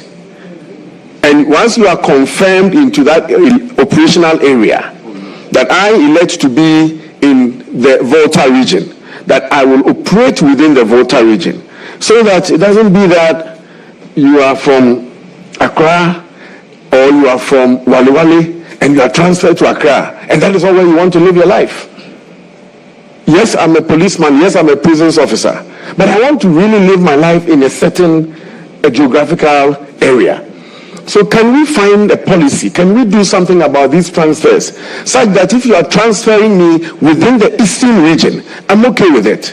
But I'm from the eastern region, I'm a human being, I want to live all my life in the eastern region, and then you transfer me to Nzuluzu, where, yes, I'm in a force, but I don't want to live. So all my time in Nzuluzu, I am unhappy, I can't give my best to the nation, and so on and so forth. So this issue of promotions and transfer, Honorable Minister, God will see you through, but when you are there, what will you want to do about these two issues that I have talked about? Thank you very much.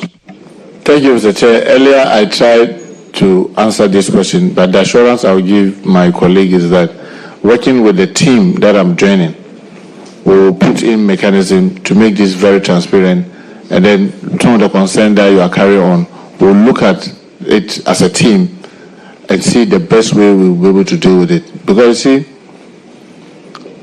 I've said it and I'm repeating, the law says at least. So if it says at least 4 years, it means that you can be there for 8 years. We should be careful, this mechanical promotion. I agree.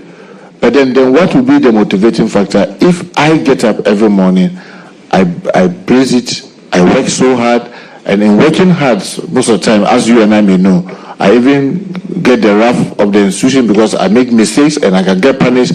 Oh, you decide to sleep and just wait for the 4 years. And then the time comes, we'll all get promoted. Why wouldn't I also go and sleep? So I will all be sleeping, and then we'll just be counting the months and the years. It gets that they will get promoted. So we need to strike a neat balance. And because of that neat balance, definitely there are experts, there are other ways of doing it in other jurisdictions. Together with the team, we'll put our heads together to overcome this challenge. But I will take the concern that you have raised seriously, and I assure you we'll do the best that we can. Thank you, Chair. Thank you very much. A follow-up on this. I agree with him, but when you are recruited into the service, you are expected to work hard. But if you work harder, you can be promoted above your colleagues. And in the same vein, if you are lazy and you decide that you sleep, there are administrative queries that can be put in place such that you also don't progress. But what we are talking about is all things being equal, that you have bid your time and you have been in the service for the time and you are due for promotion. I'll move to my third question, which is on the depoliticization of the services. Honorable Minister, in the last election, 2024, there was a security task force on elections. They did quite well, quite commendable, led by the CDS and then the IGP and other heads of services. We're grateful for their service. But Minister, you realize that in almost all the polling stations across the country, the security personnel that were deployed there did nothing to stop anything that was happening, because they were not too sure who was going to win and what will happen will befall them if they take an action against the other person. That is what happened at almost every polling station. In fact, what we saw on TV at the coalition centers, what we saw on TV is where people were being jacked up at coalition centers, and police people, military officers were just looking on because people were just not too sure. Indeed, the Electoral Commission had to, on 3 occasions, issue letters requesting for security for them to collate results. What can you do? And I'm sure when you take such an action, you'll get the support of Ghanaians, that the police service or the services, the 10 agencies under you, including NADMO, when there's a disaster, they check where you belong before you get support. What can you do? And all Ghanaians will support you if you embark on such an action to ensure that the services that serve Ghanaians is depoliticized. Thank you. Thank you, Chair. I'll correct it. Thank you, Chair. Chair, I always say this, and I've said this 1,001 times, even on the floor of the House. If we play around with everything that we do with excessive partisanship, then everything we do become politics. And we will all pay the price for it. I agree, we need to depoliticize, and this, His Excellency John Dramani Mahama, as part of his vision himself, has stated that in paragraph 183 of our manifesto, that we will take steps to depoliticize our security services. if we take, for example, the example you gave about the elections, I just like, frankly speaking, how the police operated. Why? People thought that they were going to do this thing and get away with it, destroy material and those things, and they were taking the videos, the CCTV there, and as we speak, about 150 people have been arraigned before court. I can assure you, by the grace of God, if this committee approves of my nomination, I will ensure that they are prosecuted. I will support the team to make sure that justice is done, so that if you know someone who had gone violently to do something, and now he's been arrested and he's been prosecuted, and he truly gets prosecuted, next time when it is going to happen, you know. Because you see, one of the things that the police did that was good was that they refused to use firearms. Because if they had, now we'll have been counting a number of deaths. And you realize that in this election, there was not a single gunshot from the police. Some came from the military, some came from private citizens, but not the police. But all the perpetrators, as many as possible, and my check says 150 of them, I will support the team to make sure that each of them is brought to justice, no matter who is involved. Because you see, if we don't do that, and then now I look and I say that, oh, this is Muntaka, oh, can you do something about it? And he get away. Why would Brian Achompong also not get away with it?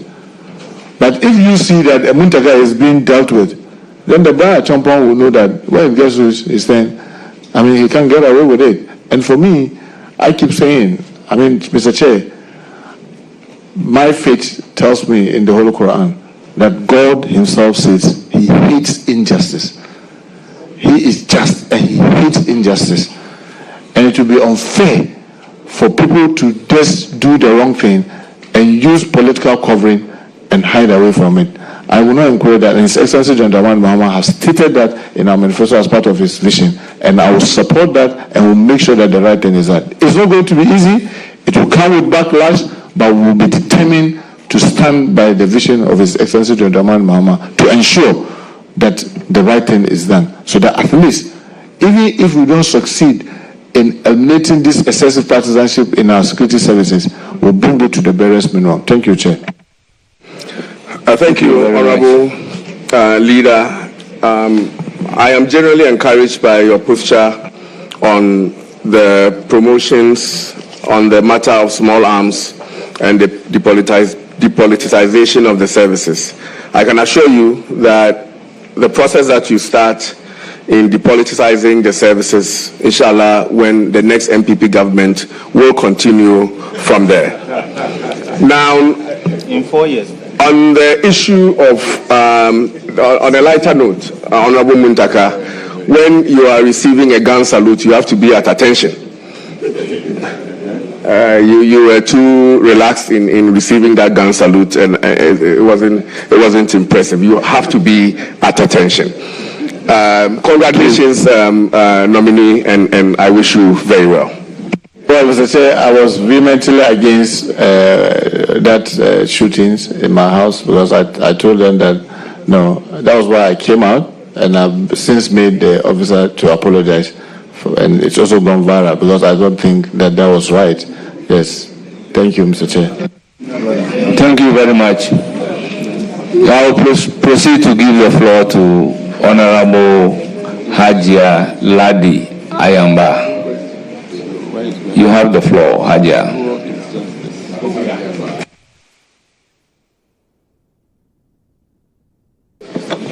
Thank you, Mr. Chairman, for the opportunity. Assalamu alaikum, Alaj.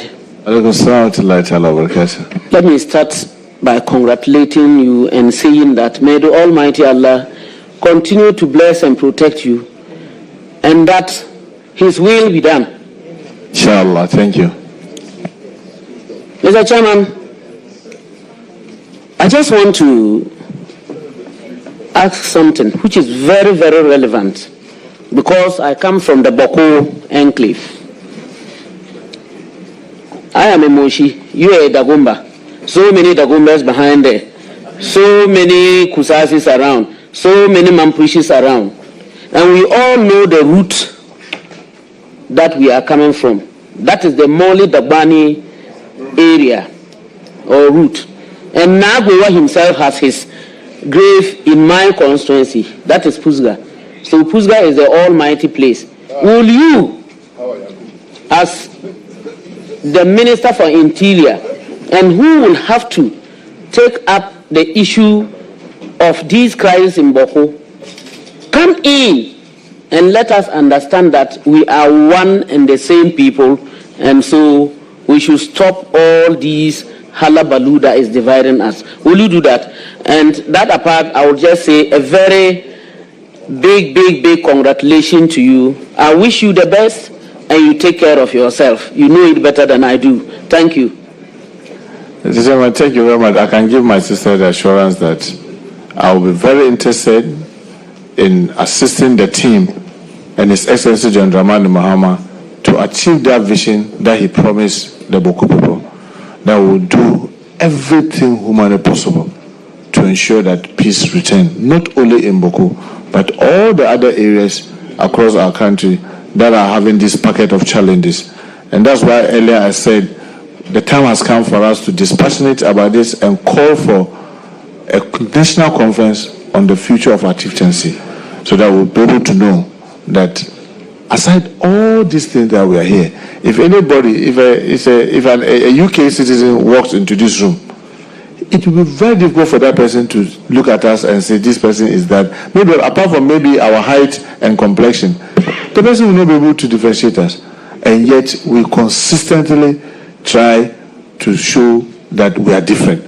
But I believe that with the commitment that His Excellency John Dramani Mahama has given and his vision, me being his rep at the Ministry of Interior, together with the team that I'm going to join, will support that vision to ensure that peace, permanent peace, returns not only in Boko, but all the other areas that are having these challenges. Thank you, Mr. Chair.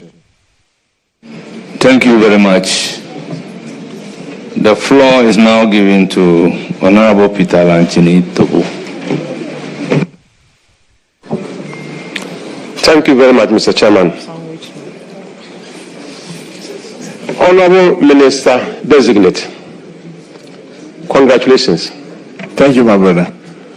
I think I'll take this opportunity to thank His Excellency President John Dramani Mahama for nominating you to this position.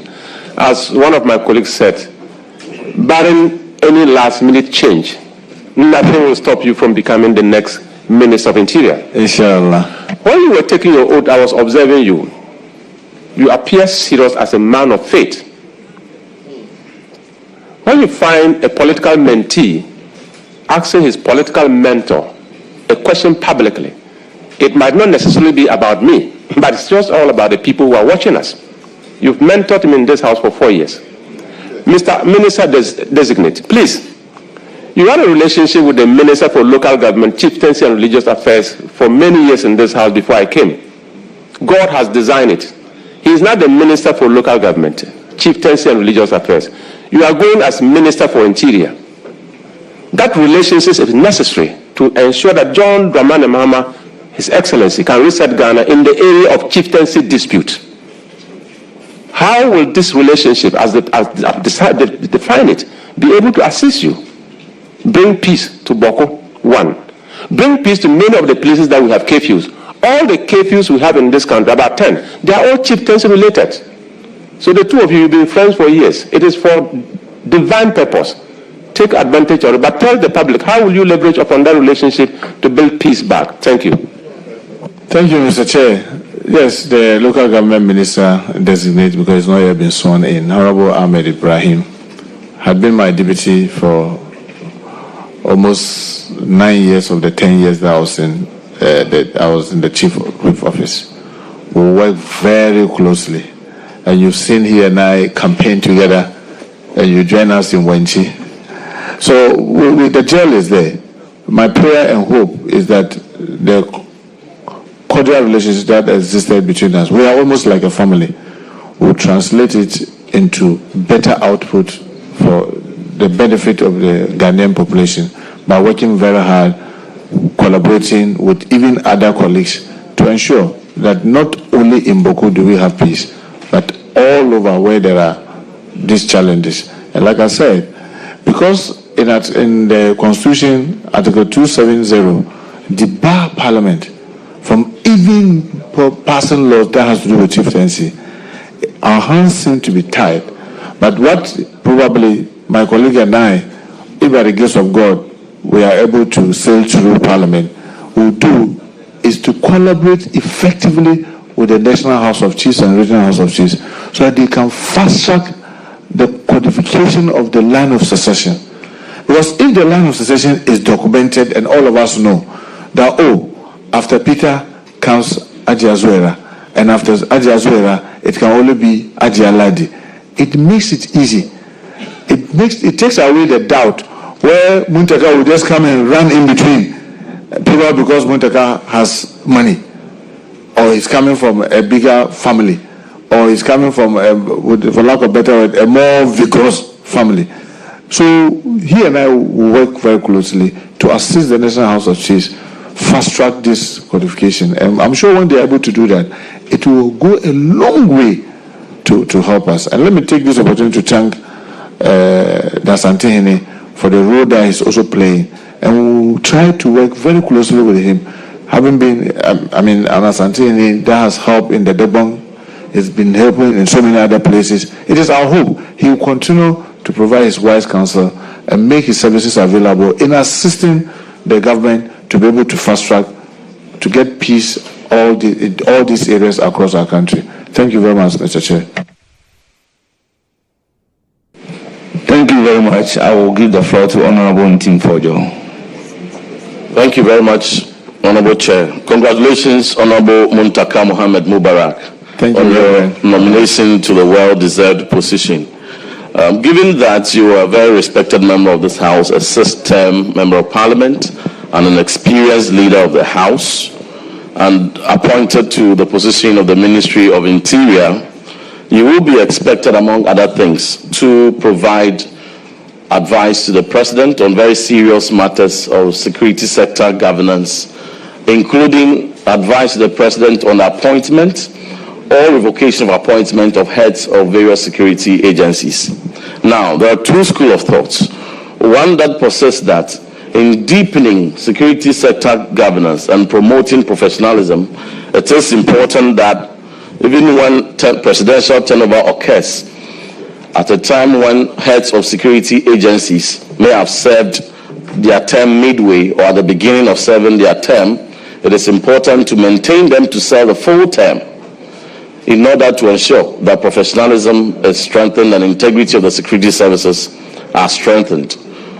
On the other side, there is another school of thought which also persists that in order to court political loyalty, when presidential turnover occurs, leadership will have to change heads of various security agencies and to revoke the appointment of heads of agencies and appoint new ones deemed to be loyal to the succeeding government.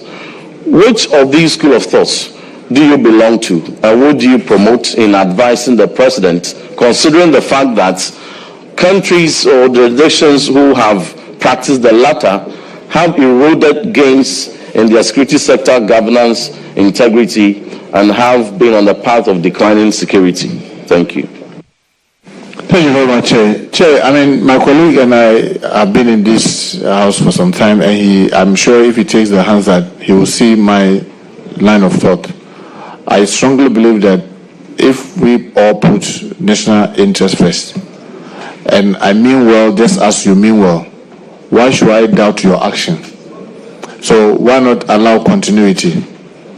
But you also know, sometimes you come and meet a situation where, with a greater respect, I know I've met my team and the team that I'm hopefully going to join as a member, the heads of security, and I can see the competence.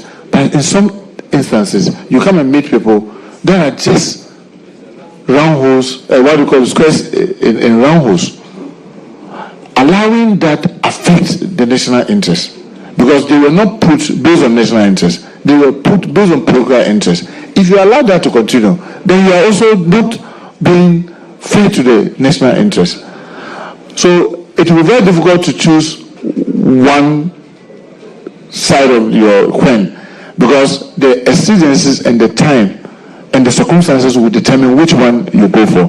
Because, frankly speaking, if all of us were very professional in the way everything gets done, why should you even be bothered about who you are coming to meet as your secretary in the office, or who you are coming to meet as the driver of the minister? If the person is so professional, you just sit and control because you are sure that the person has your back. But if the circumstances under which the person himself was given that position is questionable, and the actions and inactions of that person over the period, there are so many gaps, allowing that to continue will be injurious to the national interest. So it has to be dealt with case by case, but you cannot have this kind of one size fits all. If you have that one size fits all, I don't think it will be in the national interest. But just take each case and look at the merit and demerit of staying or living, and then act appropriately, and making sure that when you are also going to do that, be mindful that you are also doing that in the best national interest. Thank you, Chair. Thank you very much. Yeah. Yes. Thank you, Honorable Chair. Just a short follow-up.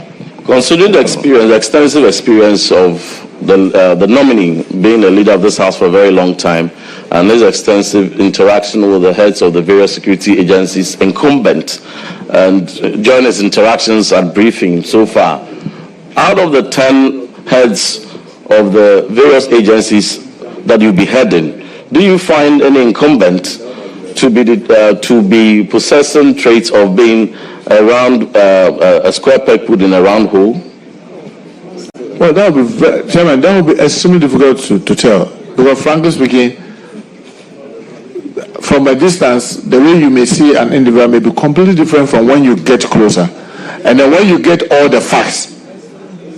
So it is when I get in, then you now have to get all the facts. When you are privy to all the facts, that's when you can be able to answer whether this person is best. Because also remember, the government has its vision and aspiration. And sometimes, if, for example, I am the type that will not be able to help His Excellency to achieve his vision and objective for this country, when the Ghanaians have trusted him, why should I stay? Because my attitude, my belief, my professionalism is contrary to the kind of vision and aspiration that he has. And he's the one who's been elected. Why should I be the one to say, not because I'm not good, but the match is just not there. So it is better to give way for somebody who can come and help him to achieve his objective. So once the facts are there, I'm sure His Excellency John Dramani Mahama will not, he has stated it in our manifesto, and I want to believe that he means what he stated in our manifesto. He will mean well. He wants to leave legacy.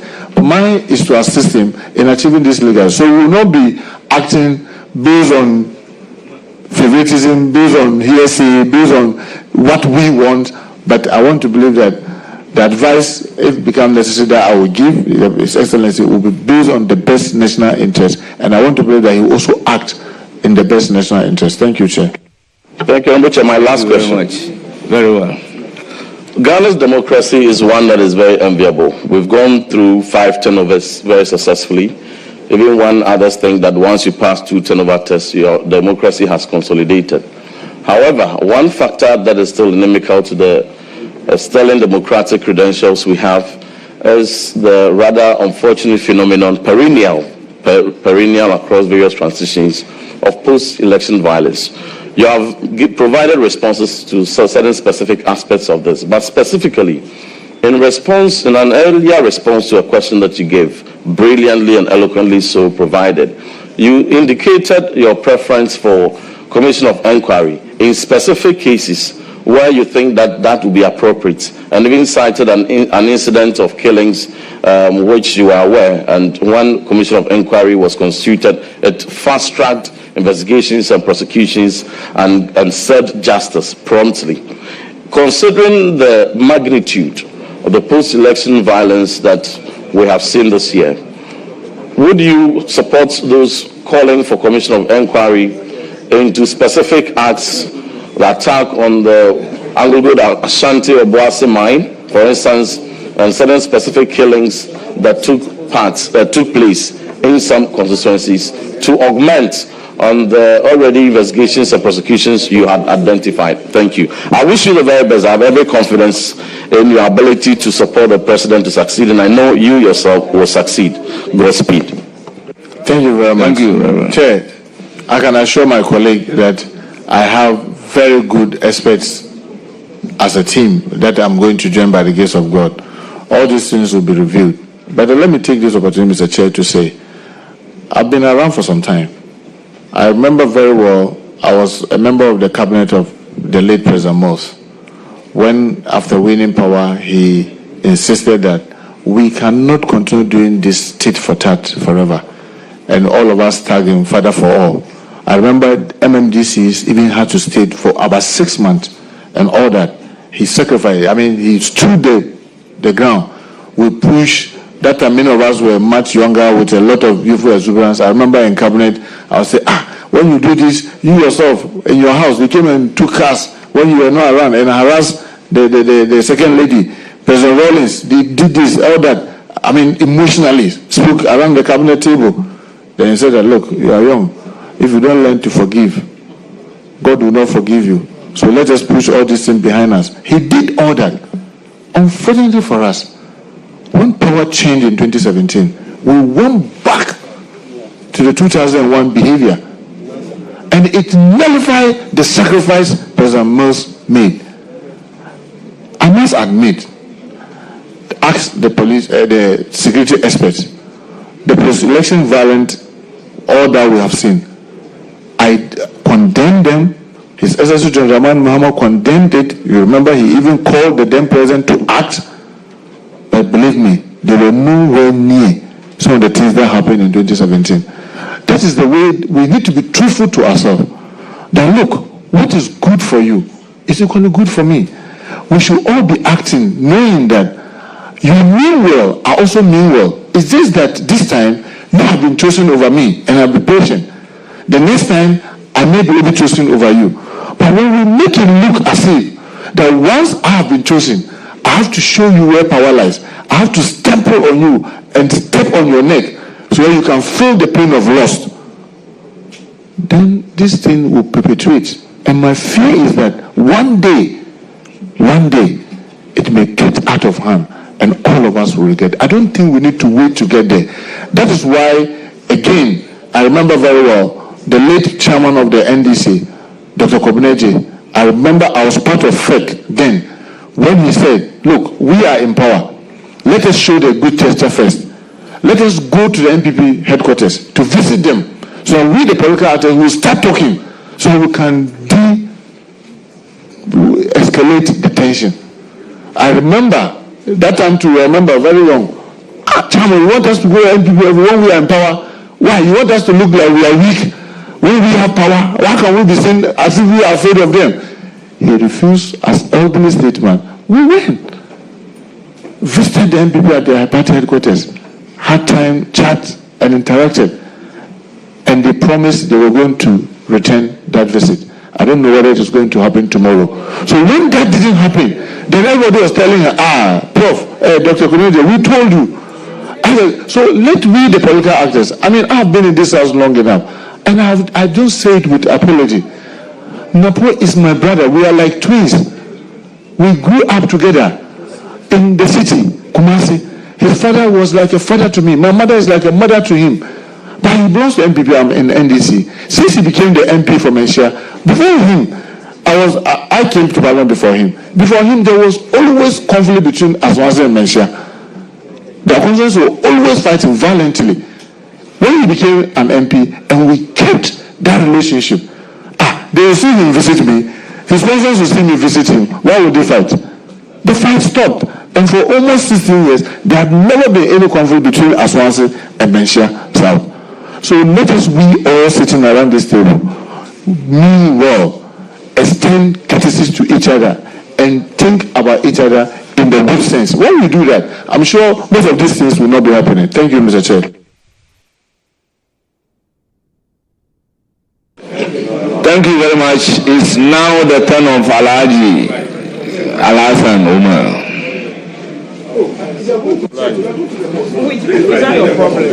Thank you. Thank you for the reminder. Thank you, Chairman. Assalamu alaikum. Leader GHOne Mubarak. Ordinarily, I wouldn't have asked a question because when I entered this parliament 8 years ago, you were my mentor. I asked questions. I learned a lot from you, and I'm still proud of you. And I know you're going to do an excellent job. I know who you are. I know your principles. I want to ask you a question which disturbs almost every minority in this country. And it is an issue concerning police brutalities. Recently, the recent issue is even happened in the Ashanti region, Ejura. A suspect under police custody died without any explanation and causes, and several. Leader, I want you to tell us how you will address the issue of police brutality and ensure accountability. Thank you. Thank you, Mr. Chair. Earlier, I believe, if you could remember, someone asked a question now talking about the body cameras. I also believe that the time has come for us to put CCTVs in all our police stations and cells. I have my phone, and I have more than 15 different CCTVs on almost all my property. And I can sit here and view and review. When something happens, I can go back and check. They are not that expensive. But what they do to help us in dealing with all this will be tremendous. I'm going to join a team, and I believe that the team, they are experts in their own right, will go to look at the possibility of emulating other good examples by making sure that in all our police stations, we have CCTV in the child office, in the cells, in all its environs. I know I've visited some police stations, especially at the divisional level and divisional, and I see that they have CCTVs around. We need to be able to get this in every police station as much as possible. Because, I mean, there are places where mine is solar. They are just solar. So they don't rely on the lights to go on and go off. But they are not expensive. So these are ideas that when I join the team, I will share with the experts, and let's see the possibility of doing this. Because when we do this, then if someone dies, we all know you are a Muslim like me. If my time is not up, I'm sure you can hurt me, I can get wounded, but I won't die. But even when I get hurt, we can be able to review. Did you beat me? Or maybe I slipped? Did I die naturally? Or you killed me? All those things can be reviewed. And it takes away the suspicion. Because you see, the reason you see this and the violence that you see is mistrust. And sometimes because of the past credibility gap that we've had, where the police say, oh, we are investigating, nothing comes out of it, nobody hears anything. Even if they finish the investigation and maybe they even probably punish the perpetrators, the public don't know. So when something happens, they become so suspicious and decide to take the laws into their hands. But if we have all these measures like these cameras that I'm saying, that can be reviewed and be shown to the world, oh, this is truly what happened. One, the policemen themselves will be careful about the abuses, and then we'll be able to also know the truth anytime something happens. Thank you, Mr. Chair. Thank you, Leader. I wish you well and congratulations. Thank you very much, my brother. Thank you. May I give the floor to Honorable Jerry Shai.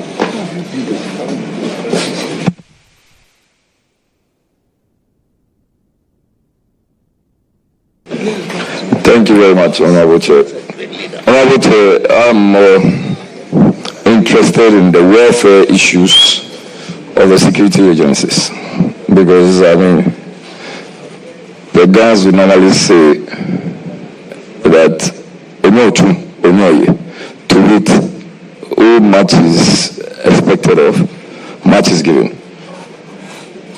They do a lot of work, especially when they want to remain professional. The issues including insurance for security agencies or personnel. The issues including salaries. And where they even sleep, their attire, allowances, delayed payments in these allowances, even petty loans for them to even acquire basic cars, 1.2, 1.3 engine vehicles for them to do some movements around. Honorable, from all your answers, you've indicated that you are the man of the people. How do you intend to bridge this gap, the gap of poverty within even the security agencies? Thank you. Thank you very much. I mean, you're speaking to the Pope when it comes to this. I mean, when I first became member of Parliament in Aswansi, there was only one police station at the airport police station. I think Commander One is here. He was then, he became regional commander later, and together with him we built some more. And the shocking thing was that the barracks that they had in Aswansi, that's the airport police station, they were using pan latrine. Pan latrine. That was around 2015 thereabout. And I said, how can you dehumanize the police this way? They are using pan latrine where they ease themselves. So I built a 20-seater WC for them through the initiative of Common Fund and other things. But I know currently, especially the Ghana Police Service, they've been able to create a welfare fund that other citizens are helping and contributing to the extent that I'm told, even though I'm yet to get there to get the full facts, in the last 3-4 years, no police officer, no matter your ailment, the police themselves are able to deal with it without necessarily falling on GHOne. It is something that I will encourage the other team, because I'm joining the team. So can we look at how we can emulate this with the other team? Can we get, yes, government to do more, but can we get also private individuals to support?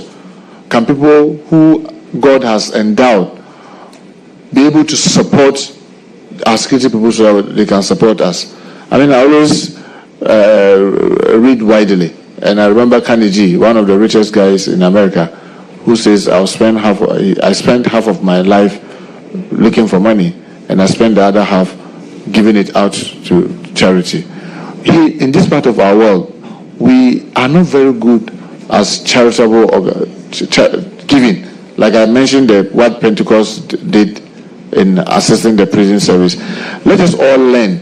Yes, we'll push GHOne, government, to do this, but because of the enormous nature of the challenges, if I can get all the teams that I'm joining, the prison service, the narcotics, the small arms, gaming commission, all of them, to be able to have this kind of endowment, where maybe annually we launch a program and citizens, non-governmental organizations, non-profit organizations can willingly donate because of supporting us security services.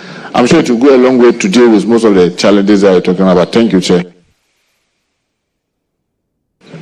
Thank you very much. Any further questions? Mr. Chair, yes. Just a follow-up. Honorable Muntaka, so what happens to those who are also looking for retirement benefits? What have we put in place to streamline and expedite pension processing for retiring security personnel? Well, Chair, thank you very much. I mean, His Excellency John Dramani Mahama in the NDC manifesto, if you check, has said that he's going to ensure that the captivity is there and then review it and improve it. That I can assure you that we'll work very closely as his representative at the Ministry of Interior to ensure that this is done. Because, like I said much earlier, without morale in the services, you can bring all the tankers, you can bring all the guns, you can bring all the accoutrement.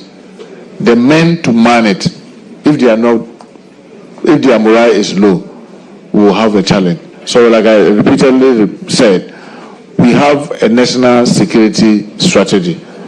My bid is that the part that we have to do with internal security of our country will adhere to them very strongly, and a part of it is about their condition of service. So you can be rest assured that this is something that we'll take up very seriously. Thank you, Mr. Chair.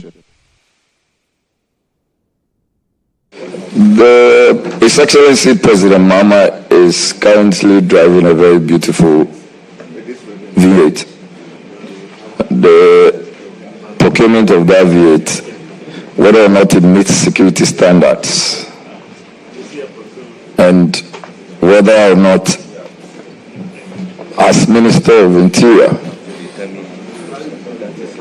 you would agree that it is a presidential vehicle that properly so called. You believe, not that you know. I'm asking the nominee. Yeah, Chair, until I don't have this fact. In fact, it's talking about four-wheel drive. I've seen so many four-wheel drive. All of us here drive four-wheel drives. If I sit here and I tell you that I know what type of four-wheel drive His Excellency the President is driving, I will be untruthful for you. But as his representative at the Ministry of Interior, part of our responsibility, the team at Ministry of Interior, is to make sure the President is secured. I can assure you that when the opportunity comes, when this House, by the grace of God, approves of our nomination, when I join the team, these are things that we'll review, and definitely, if it doesn't meet the purpose, obviously we'll ensure that we'll humbly and respectfully advise the President. But remember, the President is not just a first-time President. He's been President before, and I want to believe he's very much aware of most of these things. But obviously, when we get there, we'll look at that, and if there's some advice that we can give His Excellency, why not? Thank you, Mr. Chair. Yes, Honorable Chair. Still on the welfare of security agencies, vis-a-vis how they are seen to be dealing with the public and public trust, what mechanisms are you going to put in place to ensure that the security agencies would have a lot of stakeholder engagement with the people so that trust is reposed in them? Well, thank you very much. I must admit that I've seen videos and pictures of the top hierarchy of the police led by the IGP in our secondary schools, in some primary schools, in some junior high schools, interacting with community. It is something that we need to encourage, not only the Ghana Police Service, because, for example, the Ghana National Fire Service even needs to even do more of that. But all of them sometimes hinges on resources, and this is something that I keep calling, that the non-governmental organization, non-profit organization that can assist us as a team to be able to do more of this kind of engagement. Why not? We'll be happy, because that will help the citizen to get closer, to tell us what their perception is about us, and then we'll also know, then be able to have basis for correction and improving what the team will be doing. So I can assure you that we'll be encouraging more of that to be done, the interaction with the general community. I mean, and it's also in line with the vision of His Excellency John Dramani Mahama. When you look at our manifesto, when he says that our security architecture, we are going to review it to make sure that it is more community-based. Involvement of the community should be more. So we'll be looking at that, and like I keep repeating, these are experts in their own right. I mean, they've been in the services for long. They've seen it all. They've traveled across the world. We'll put our heads together to see how we can improve and get the communities to trust us more, so that we'll be able to improve what we are doing. Thank you, Chair. The Chairman, that will be all for the witness. I wish you very well. Thank you. Thank you. Thank you. Thank you very much. I'll proceed to give the floor to Honorable Minority Leader and the ranking member of the committee, Alexander Afenyu Maki.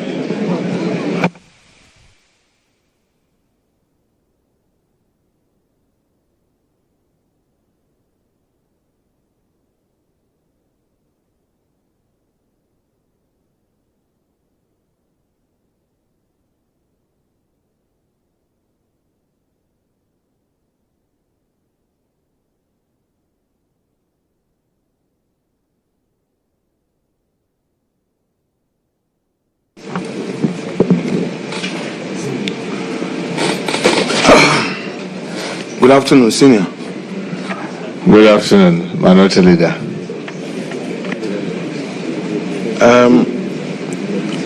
How old are you now?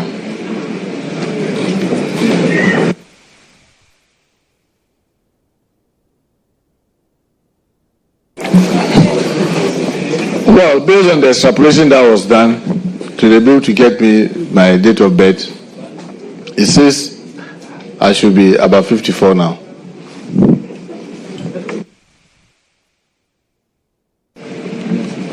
So, based on your date of birth on page 1 of your CV,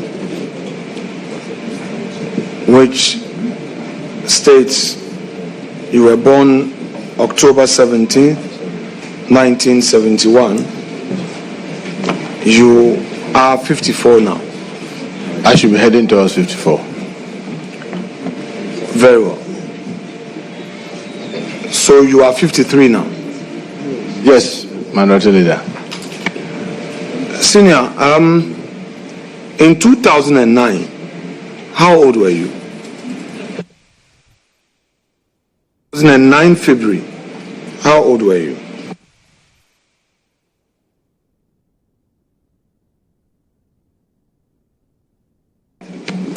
Probably around 37. So you would agree with me that you had not reached that prime age of 40. As they say, life begins at 40, correct? Yeah, obviously. Now, a lot of Ghanaian youth are watching you now. First, share with us useful public life lessons you learned between that age of 37 when you came into public life and now that you are 53 back again into mainstream public life. And for the avoidance of doubt, the public life phrase as I've used now means getting into the executive arm of government. So I'm defining my public life to mean the executive arm of government. Well, thank you very much, Minority Leader. You are perfectly right. I mean, I want to believe that even when you yourself came to this house some 12, 13 years ago, you admit that I think I was then the majority whip. I was more aggressive than today over the period. Well, as you age, you learn from your mistakes, you learn from the mistakes of others, you read more widely, you experience so many other things. So you learn so much.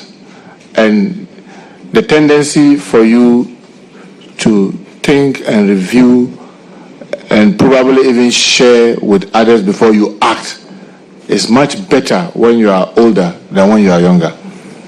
Also, let me also say that in 2009, I had just finished my first term, I started my second term, and frankly speaking, I had never worked with even any government sector. I mean, I was the type, when I completed school, never wanted to work for anybody. I wanted to work for myself. So the closest I did was to work in the private sector. And you know, in the private sector, the attitude, the way of doing things are completely different from the public sector, where in the public sector, age is matter, seniority matter, all those things matter, and what have you and what have you. And the buck sometimes does not necessarily end with you. I mean, you could be the minister, but the buck may not necessarily end with you.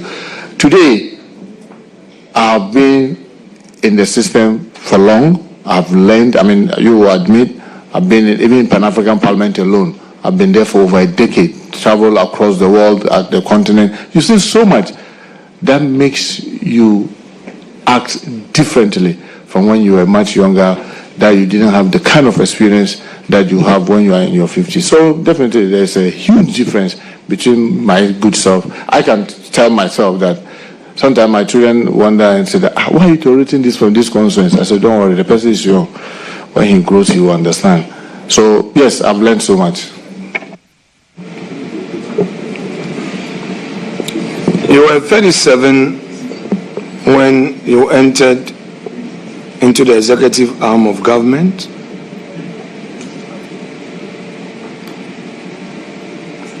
Yes, Honorable Anotilda. You had some issues with the civil service structure, and you are on record to have said that the chief directors cannot be trusted. Obviously, that was then. It's part of what I'm saying. I gave you the opportunity to do a general overview. Yes. To advise the youth so that they pick something from this. Now I'm delving into the specifics. That's okay, sir. Right. Some of the public utterances against the conduct of the chief directors, and you know, you have done a perfect explanation of your background, that you were coming from the private sector and you saw things differently, so it made you say certain things. Today, going back in there, confronted with similar attitude by the civil service, and bear in mind, no doubt, you are going to meet a bureaucracy of permanent government workers who can give you tough time. What would be your posture? Well, Mr. Chair, I think since I sat here, I've consistently said that I'm joining a team. I want to believe that probably in 2009, I went in thinking that I was the king. Today, I believe that I'm only joining a team. And I've drummed it again and again since morning, that if I have to succeed, it is because this crop of expertise will have to come on board and let us work as a team. If we have to fail, we will fail together as a team.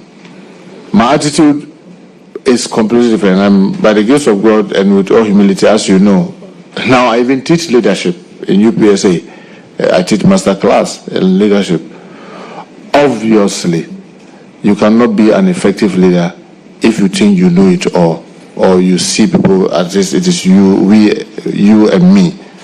But if you see leadership as playing parts of the relay to get us to finish a race, and making everybody feel belonging, and everybody's view matter, and everybody feels important, even the tortoise will want to speed up to get us finish the race. So that will be the attitude that I'll be going in there, that look, we have to do this together, and I respect your expertise. What do you say? I have to be more listening than doing all the talking. I don't have to act until I'm very sure that all of us, or at least majority of us in the team, believe that that is the best way to act. So it's no longer about me as an individual, it should be about us. I think that will be the attitude that I'll be going in there with. Thank you, Mr. Chair.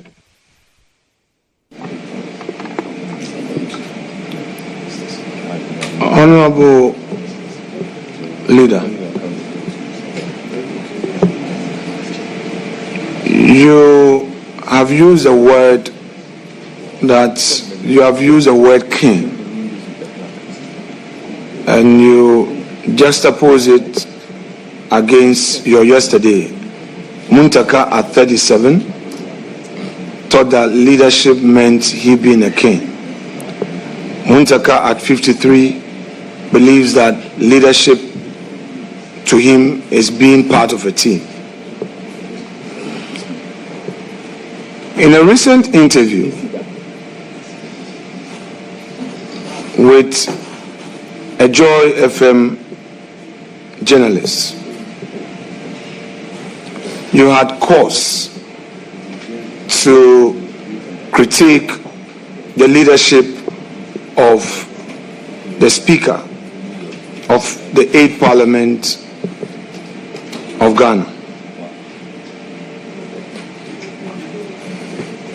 Do you still hold firm those views as contained in those criticisms of the 8th Parliament Speaker? Thank you, Mr. Chair. Let me clarify this. I did not criticize the Speaker. I criticized his style. And I believe that for a style, people have their varying views. I respect him. He's mentored me. We agree more on so many other things, but we have areas where we disagree. Thank you, Mr. Chair.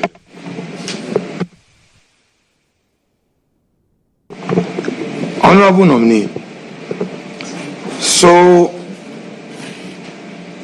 I'll give you a bit of a background by way of laying foundation, then I will mount my question on it. Okay? You recall Donald Rumsfeld, a former Defense Secretary of the United States of America. During George Bush Sr.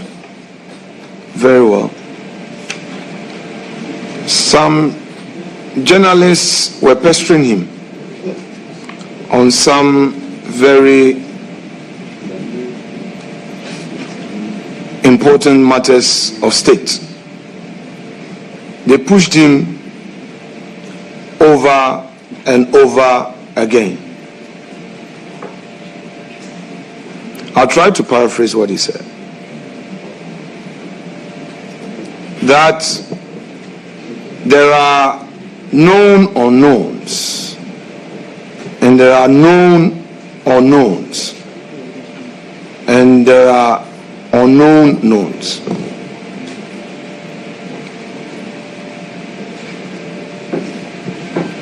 Keep that in mind. Foundation 2. Some of your colleagues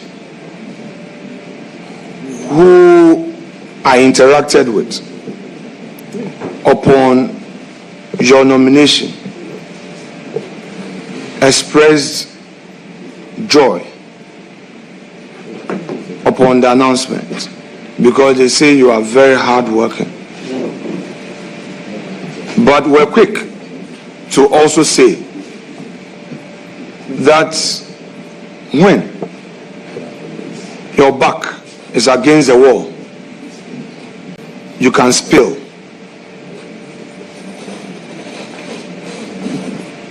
Let me ask you, are you ready to enter your casket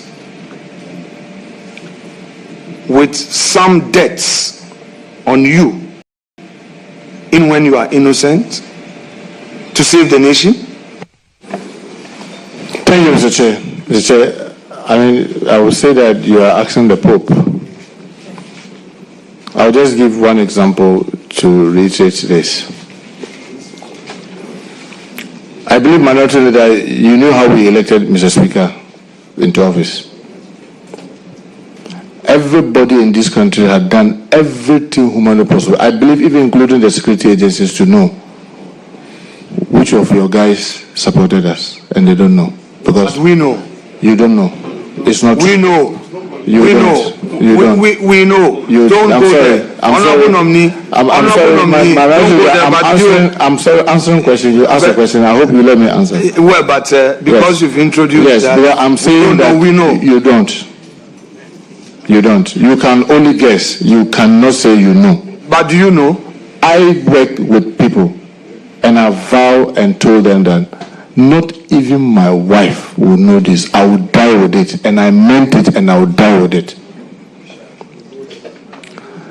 I'm telling you that I'm going to this ministry that is security zone.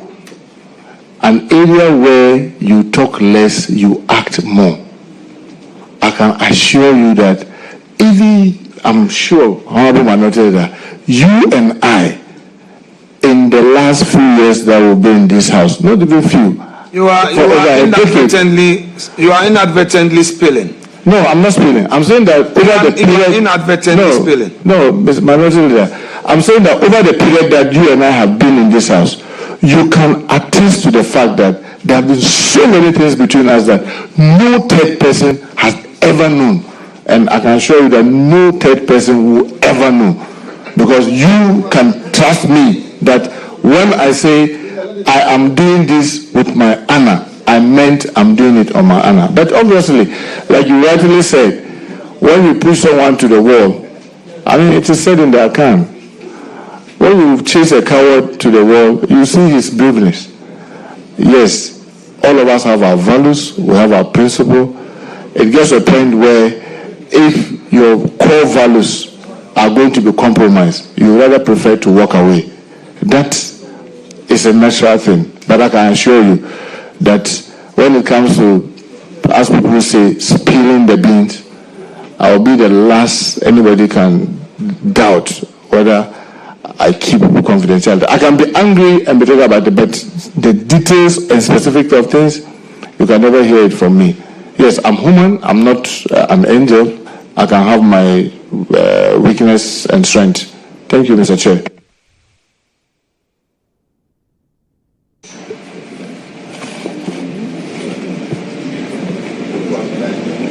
Honorable nominee.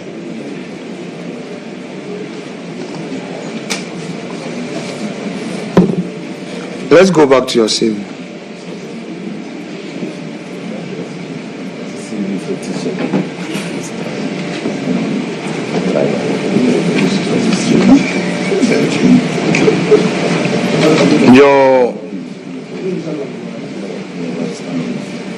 Your residential address is provided thus: B60 Simpson Road, Boteman. Yes, Minority Leader. Yes, Chairman. Boteman, that area where you live, you acquired your lease from government. Yes. So it was a state land that you rightfully bought. Yes. And you have a lease covering it between you and government of Ghana through acting through the Lands Commission. Yes. As your leaseor and you being a leasee. Yes. You also agree with me that you bought that land because that area was demarcated as a residential area. Yes. And that you bought it with equal right as any other person, be it a Ghanaian or a foreigner with the ability to pay. Rightly so. How would you feel if any Ghanaian suggests to you that by mere fact that that is a government land, you have taken advantage to acquire, that therefore you are corrupt? Well, Mr. Chair, what I will say is that I know the whole of East Legon was for the state. There are private people living there, people who had worked in government before, and others. Airport Residential was all state land. People acquired them legitimately and are living there. I don't see anything wrong if it is done legitimately and rightly. And I've heard my colleague, the Attorney General, in answering question. If the Land Commission says they advertise, they say they are giving out this piece based on this procedure procedure that is legitimate and you acquire. How can anybody say because of that you are corrupt? But obviously, as you may know, Chair, people have their own perceptions about things. I remember in 2013, in 2009-10, when the late Depoliticizing bought the residence that he was in. And then people said morally it was wrong because if you were a minister and you were given a home, how do you end up buying it? And it went up to the Supreme Court. The Supreme Court said that it was legitimately done. So far as I'm concerned, if you buy something legitimately and others are saying that, because of this, let them challenge it in a lawful manner and let it be tested. Thank you, Mr. Chair. Honorable nominee.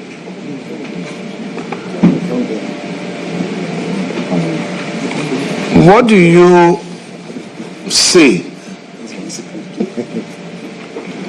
to some of our compatriots who hold the view that property acquisition is a crime? Well, everybody has his view about things. I mean, with a greater respect, you may like to take alcohol. I don't. Maybe because my religion forbids. You may like to take pork. My religion forbids me and I accept and I don't take. You have chosen to have only one wife because your religion will not allow you to go more than one wife. My religion allows me to go up to 4 and I have 2. I mean, so everybody has his view about things. And once someone holds his view about things, and as you know, it's not challenged in a legal court to test that you are doing something illegal, I don't bother myself about that. And you know me in this house that many of you say that I have a thick skin because I don't really bother much about what you are thinking. I rather focus on what I believe is the right thing, and I try to do the best that I can and improve the Muntaka yesterday, the Muntaka of today to be better than the Muntaka of yesterday. That's my focus, but not what people go about saying. Thank you, Chair. Back to your CV, page 1. Languages spoken and written.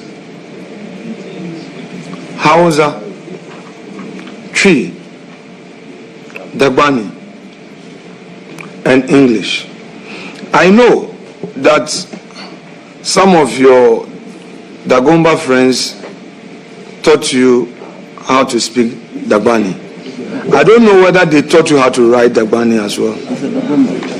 Oh, I know. No, Chair, he's right. I mean, we've had a lot of conversation, so he knows a lot more about me. Yes, I can say, Mr. Chair, permit me to amend this to cancel the unwritten.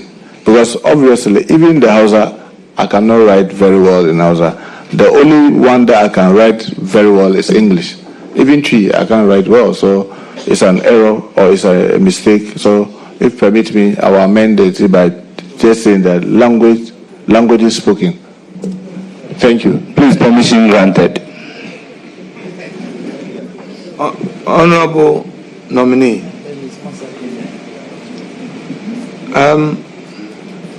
in Ghana, when a person says my hometown, in the ordinary meaning of it, what would a person be referring to? To what would lead a person to say Winneba is his or her hometown? Well, my understanding of hometown is where you are born or where your parents are born or where your parents hail from or your grandfather hail from.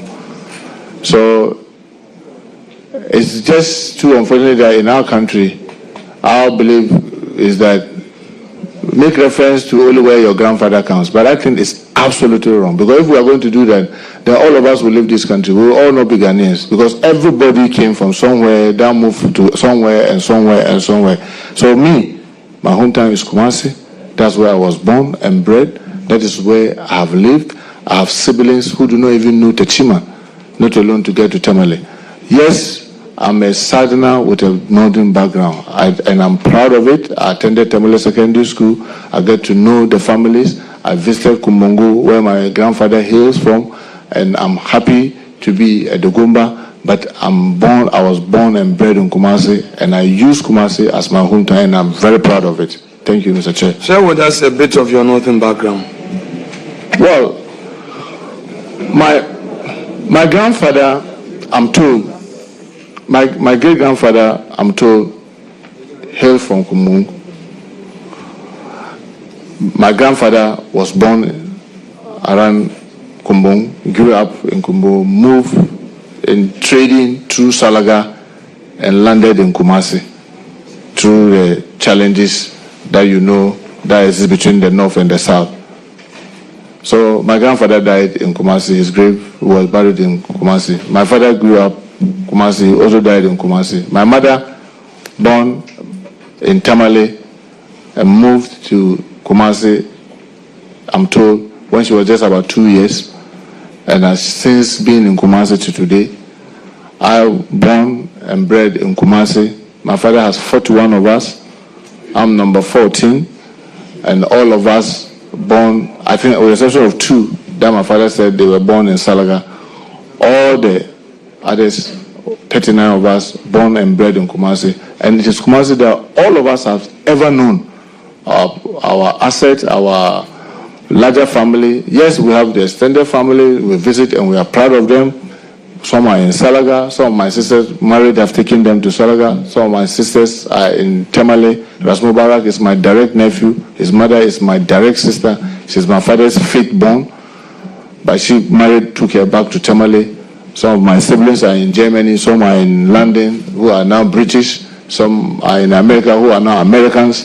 So I am born and bred in Kumasi, and I'm proud of that, and I see Kumasi as my hometown, and I will remain proud of being a Kumarican.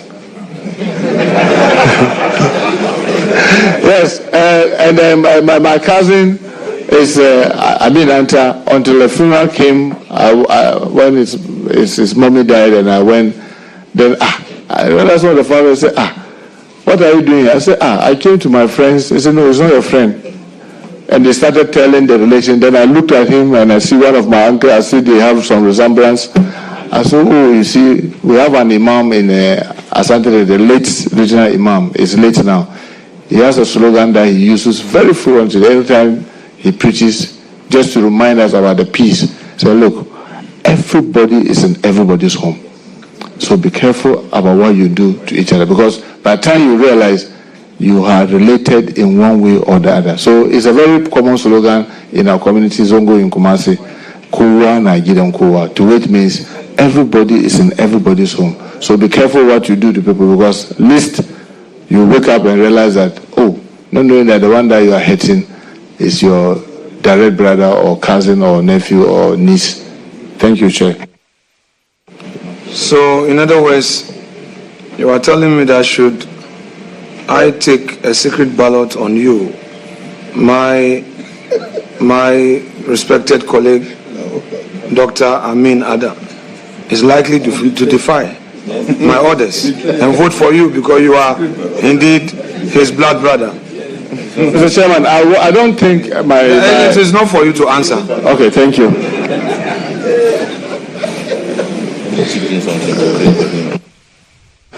Honourable members, Honourable Amin Adam is not even a member of this committee, so he doesn't even have a vote to cast.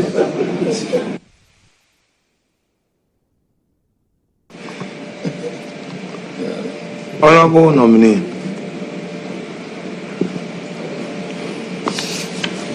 you have indicated to us truthfully and in all sincerity that you've acquired the government land, you acquired it rightfully, and to the extent that you acquired it rightfully and you have your lease, there's nothing wrong with it. May I know from you still being honest with us, do you know some of your party members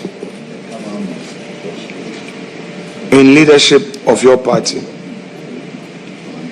who have acquired government lands in Cantonment, Roman Ridge, Airport Residential Area? Do you know, perchance? Mr. Chairman, frankly speaking, I don't go about asking people about their assets and listen. Frankly speaking. So, if I visit, say, the chair of the committee who, we've been in this house and worked together on so many things, and I say, oh, you have a nice house. How am I going to be asking, oh, how did you acquire this land? That's when okay. That's nothing. No. So I just don't know. I don't know. Frankly speaking, I don't. That's okay. Fair answer. Somebody may not like you, but your sincerity would always precede you, and I put that out for public consumption with the little interaction I've had with you. Now, do you have some of your party members who live in the Roman Ridge area, Cantonment, Airport Residential Area, since you visit them, some of your party leaders, colleagues in Parliament, colleague NDC members outside of Parliament, do you have some of them living in these areas? I don't want you to mention names, but do you have some of them living in these areas? Frankly speaking, Mr. Chair, I've been scanning my mind to see who did I know. The only person that I used to visit and play tennis with, he was then the minister, Honorable Mama Ega, when he was around the Roman Ridge. And since we lost power, he left there.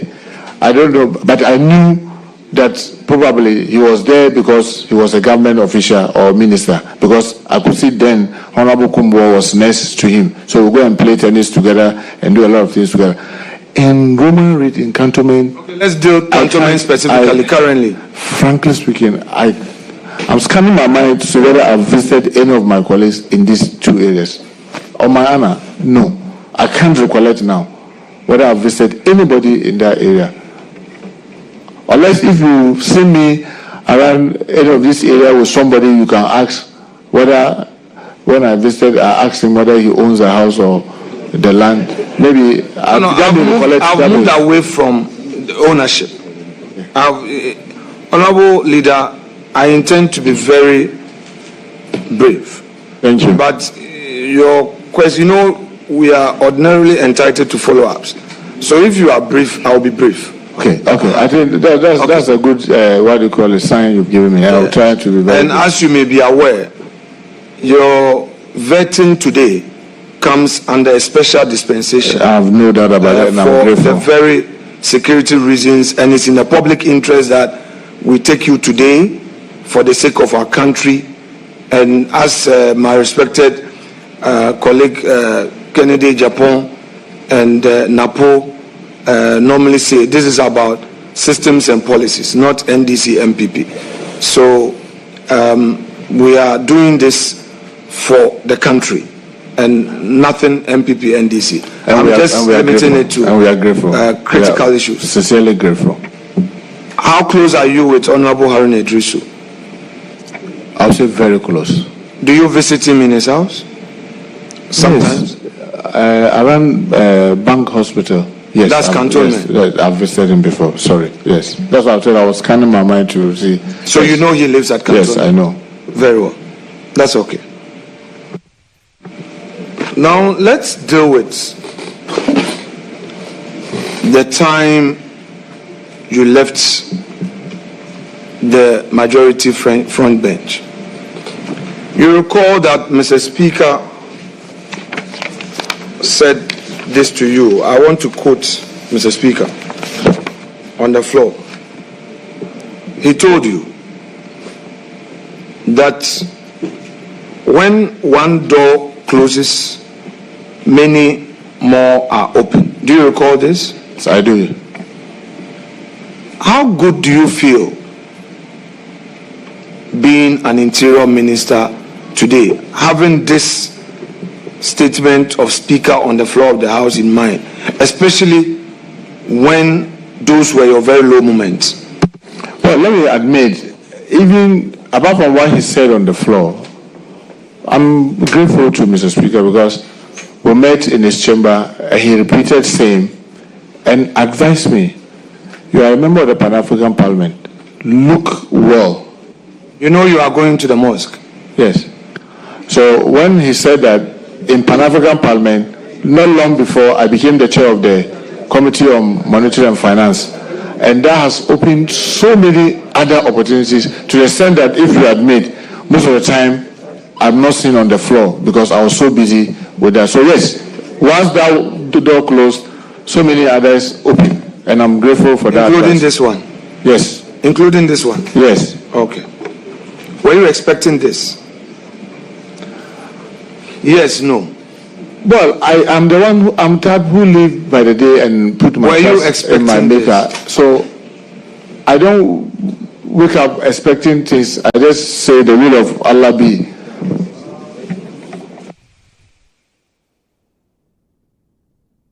In 2020, you made your 6-year-old daughter vote, correct? Yes.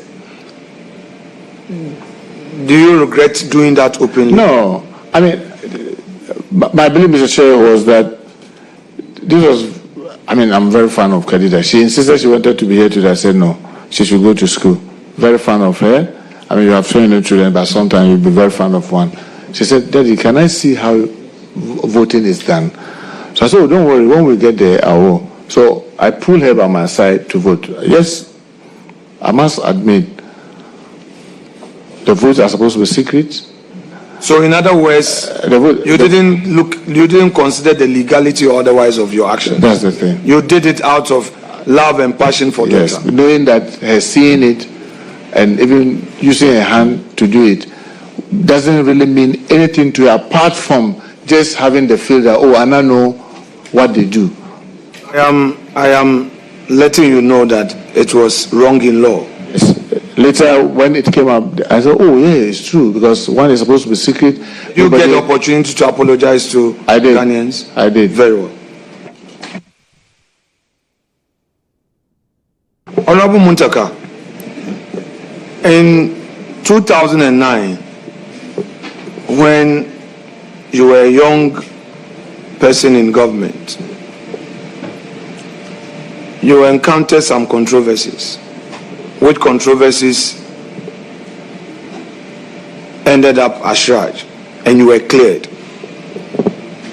This committee will be happy to have the report of Shraj. That is, if you procure the copy for yourself. I say so because as public servants of the political class, our being there is driven by perception. It is therefore important that when a litigation has come to an end, we let the same public know the status of it. If you don't mind, and if you have it, would you want to share that report that cleared you of any wrongdoing? Mr. Chair, because I relocated from my laboratory to my new place, I moved, because how we receive documents in Parliament, I moved most of the documents to the library in my community. In fact, they are still in sacks. I'll make effort to see if I can get it. I'll let you have it. Fair enough. My very last question, so you can go to the mosque.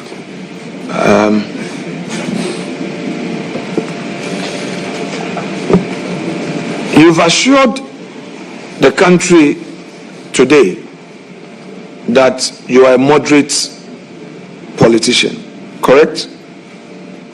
Yes.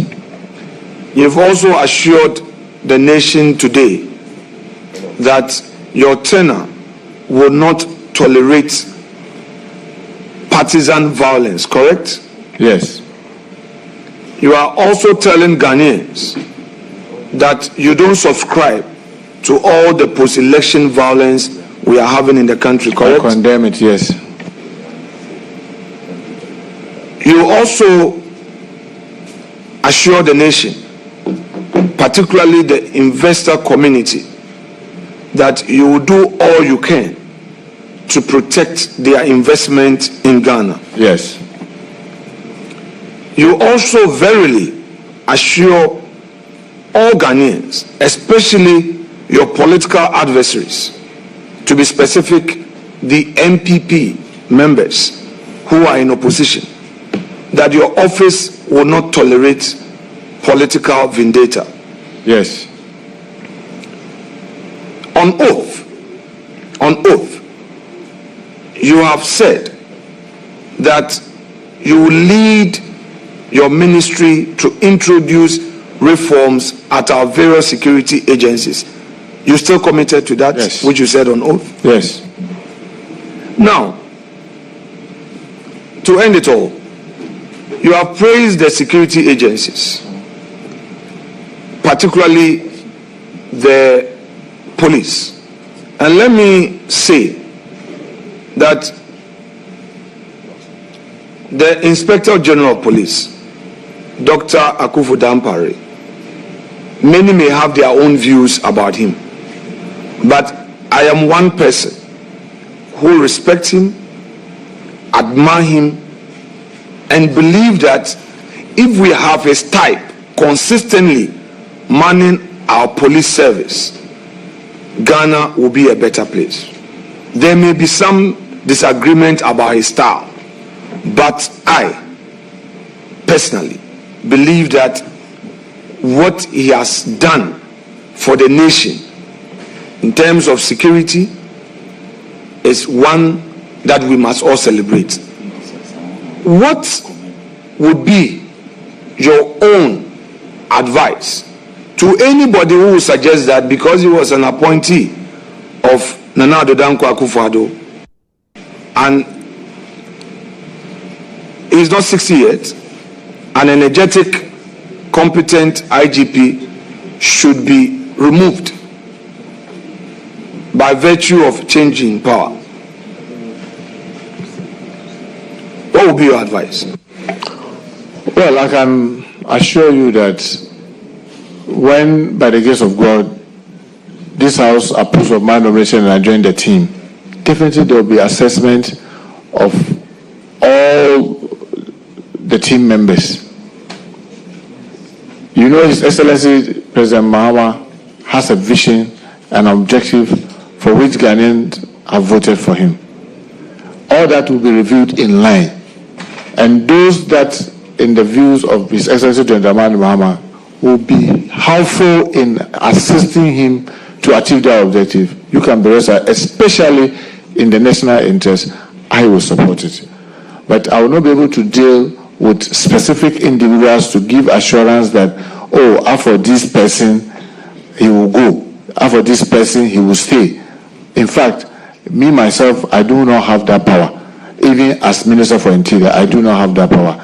I can only make a recommendation about one individual or the other to His Excellency the President. And that decision is that of the President, which all of us are serving at his mercy. So I will not be able to give any definite answer, but I can assure you, I believe, since I was nominated, interacting with them, I can see that they are breaking their back to keep us safe. They need to be encouraged. We need to support the system so that the system will continue to improve and be able to protect all of us. That's assurance you can get from me. But as to who will go, who will stay, I do not have that power. The best or the worst I can do is to recommend to His Excellency, and that is for him. Thank you. Honorable nominee, indulge me. I've sought the leave of my respected chairman to do this one more exercise, and bear with me. You know how this our enterprise is. I take you back to 2016. In 2016, November, December, thereabout, President Mohammed's government granted some approvals for what they call clearance. We hear clearance for some public institutions to recruit. I will zone in on the security services, particularly police, immigration, fire, and prisons. This recruitment began around November and into December, after even the elections. These young men and women entered the training schools even whilst we were celebrating. And in March of 2017, Nana Adodankwa Akufo-Addo went to Fosu, the immigration training school there, and officiated the passing out ceremony of those recruitments that took place in December. I want to ask you,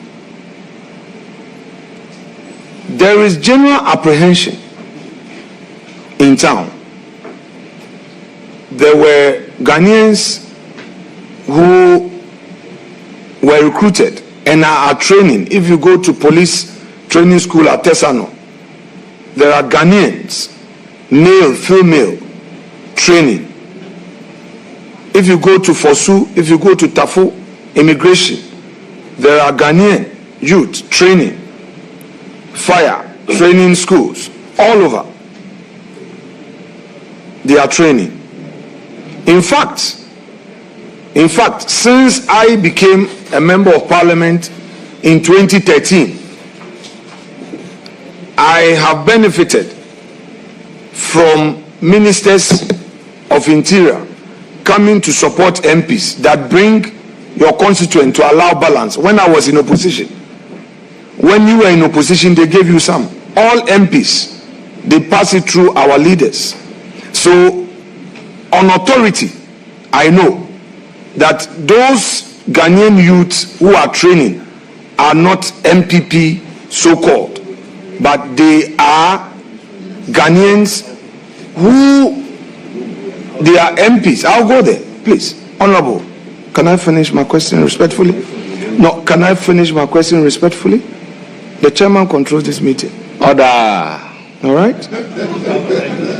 I speak facts. Please, order. Honourable member, proceed. Very well. Ask your question. Be tolerant. You are a friend of this committee. I'm not going to mention names, but if you want me to mention names, I can, because we are dealing with national issues here. Please.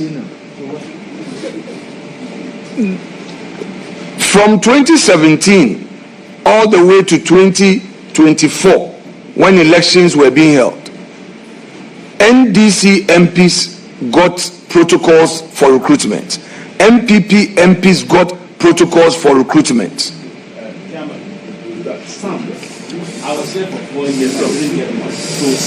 Some. That's correct. That's a good qualifier. Some. That's correct. Ghanaian youth who got forms had the opportunity.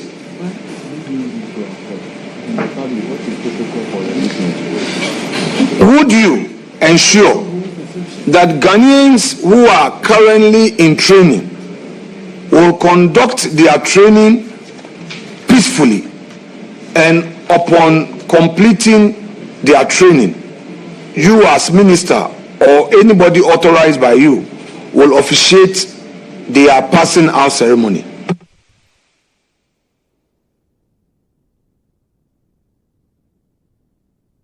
Honorable nominee, please, I'm done. Thank you. Thank you very much, Mr. Chair. I think facts are always available to check. What I've said and I'm repeating is that I,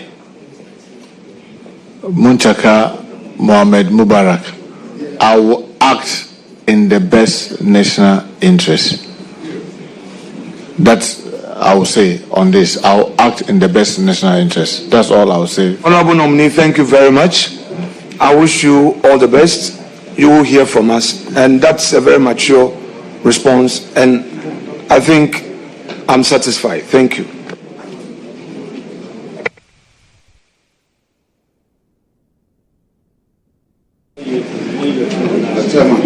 Thank you. Thank you very much, honorable members. May I humbly, may I humbly, Honorable Roxon Dapamoko, you don't have the floor. You do not have the floor. I do not intend to engage in this with you. Honorable Roxon Dapamoko, I least expected you to do this. You do not have the floor. Wait for me to give you the floor. Honorable members, I recognize, Chairman, with all due respect, the ranking member has just said that between 2017 and 2024, every NDC member got protocol. I never got. Please, honorable members, he said every NDC member of parliament. So please, honorable members, please, honorable Roxon, please, take it easy. I never got anybody. Honorable Roxon Dapamoko, take it easy. He qualified it by saying some. I've been a member of parliament for a long time, and I know as a member of parliament, our constituents will come to us with a listening form, and we beg on behalf of our constituents to be enlisted. When you go to beg and you happen to get it, fine.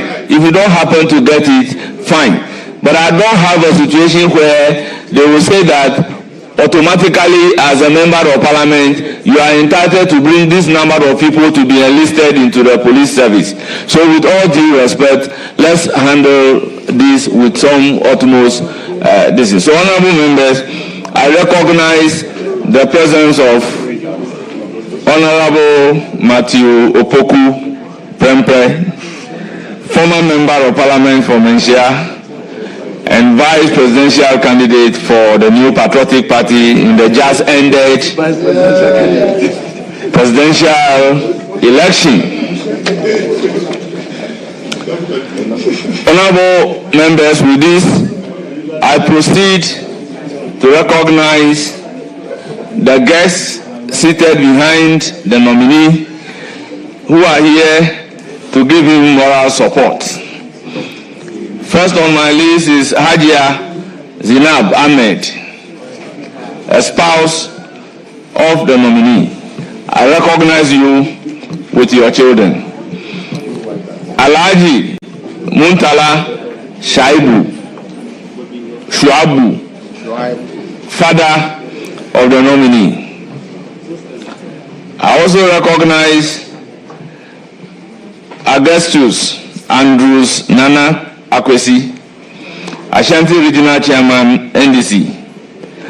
I recognize Alhaji Mohammed Abdul Wahab, Kotokoli Imam, Ashanti Region. COP retired,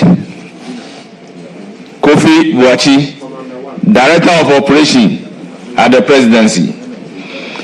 Chief Alhaji Ahmed Ibrahim, Wangara Chief, Ashanti Region. Sheikh Abdul Razak Abdullah, Deputy Regional Imam of Alusuna, Ashanti. Alusuna. Very well. I also recognize Nana Kofinti, representative of Asokore Mampong, Hini. I recognize Chairman Mustafa Ayariga, Vice Chairman, Asawasi Constituency. Chief Alhaji Abdul Salam Akate, Kuro Balugambani, Sapara II. Alhaji Yaya Umar Mahmoud, Imam of Bolga. Alhaji Husseini Abu Dagomba Chief, Ashanti. Nana Ya Gentua, Office of the Presidency. And Lawyer Chum Berima, Secretary to the Transitional Team on Interior. You are all welcome. Honorable members, I have the pleasure to congratulate the nominee and to say that will be here on time. Questions were posed to you, very composed, intelligent manner. You provided the answers to the questions. Once again, congratulations. You will surely hear from the committee, and you are hereby discharged. Thank you very much, Chair. I'm grateful.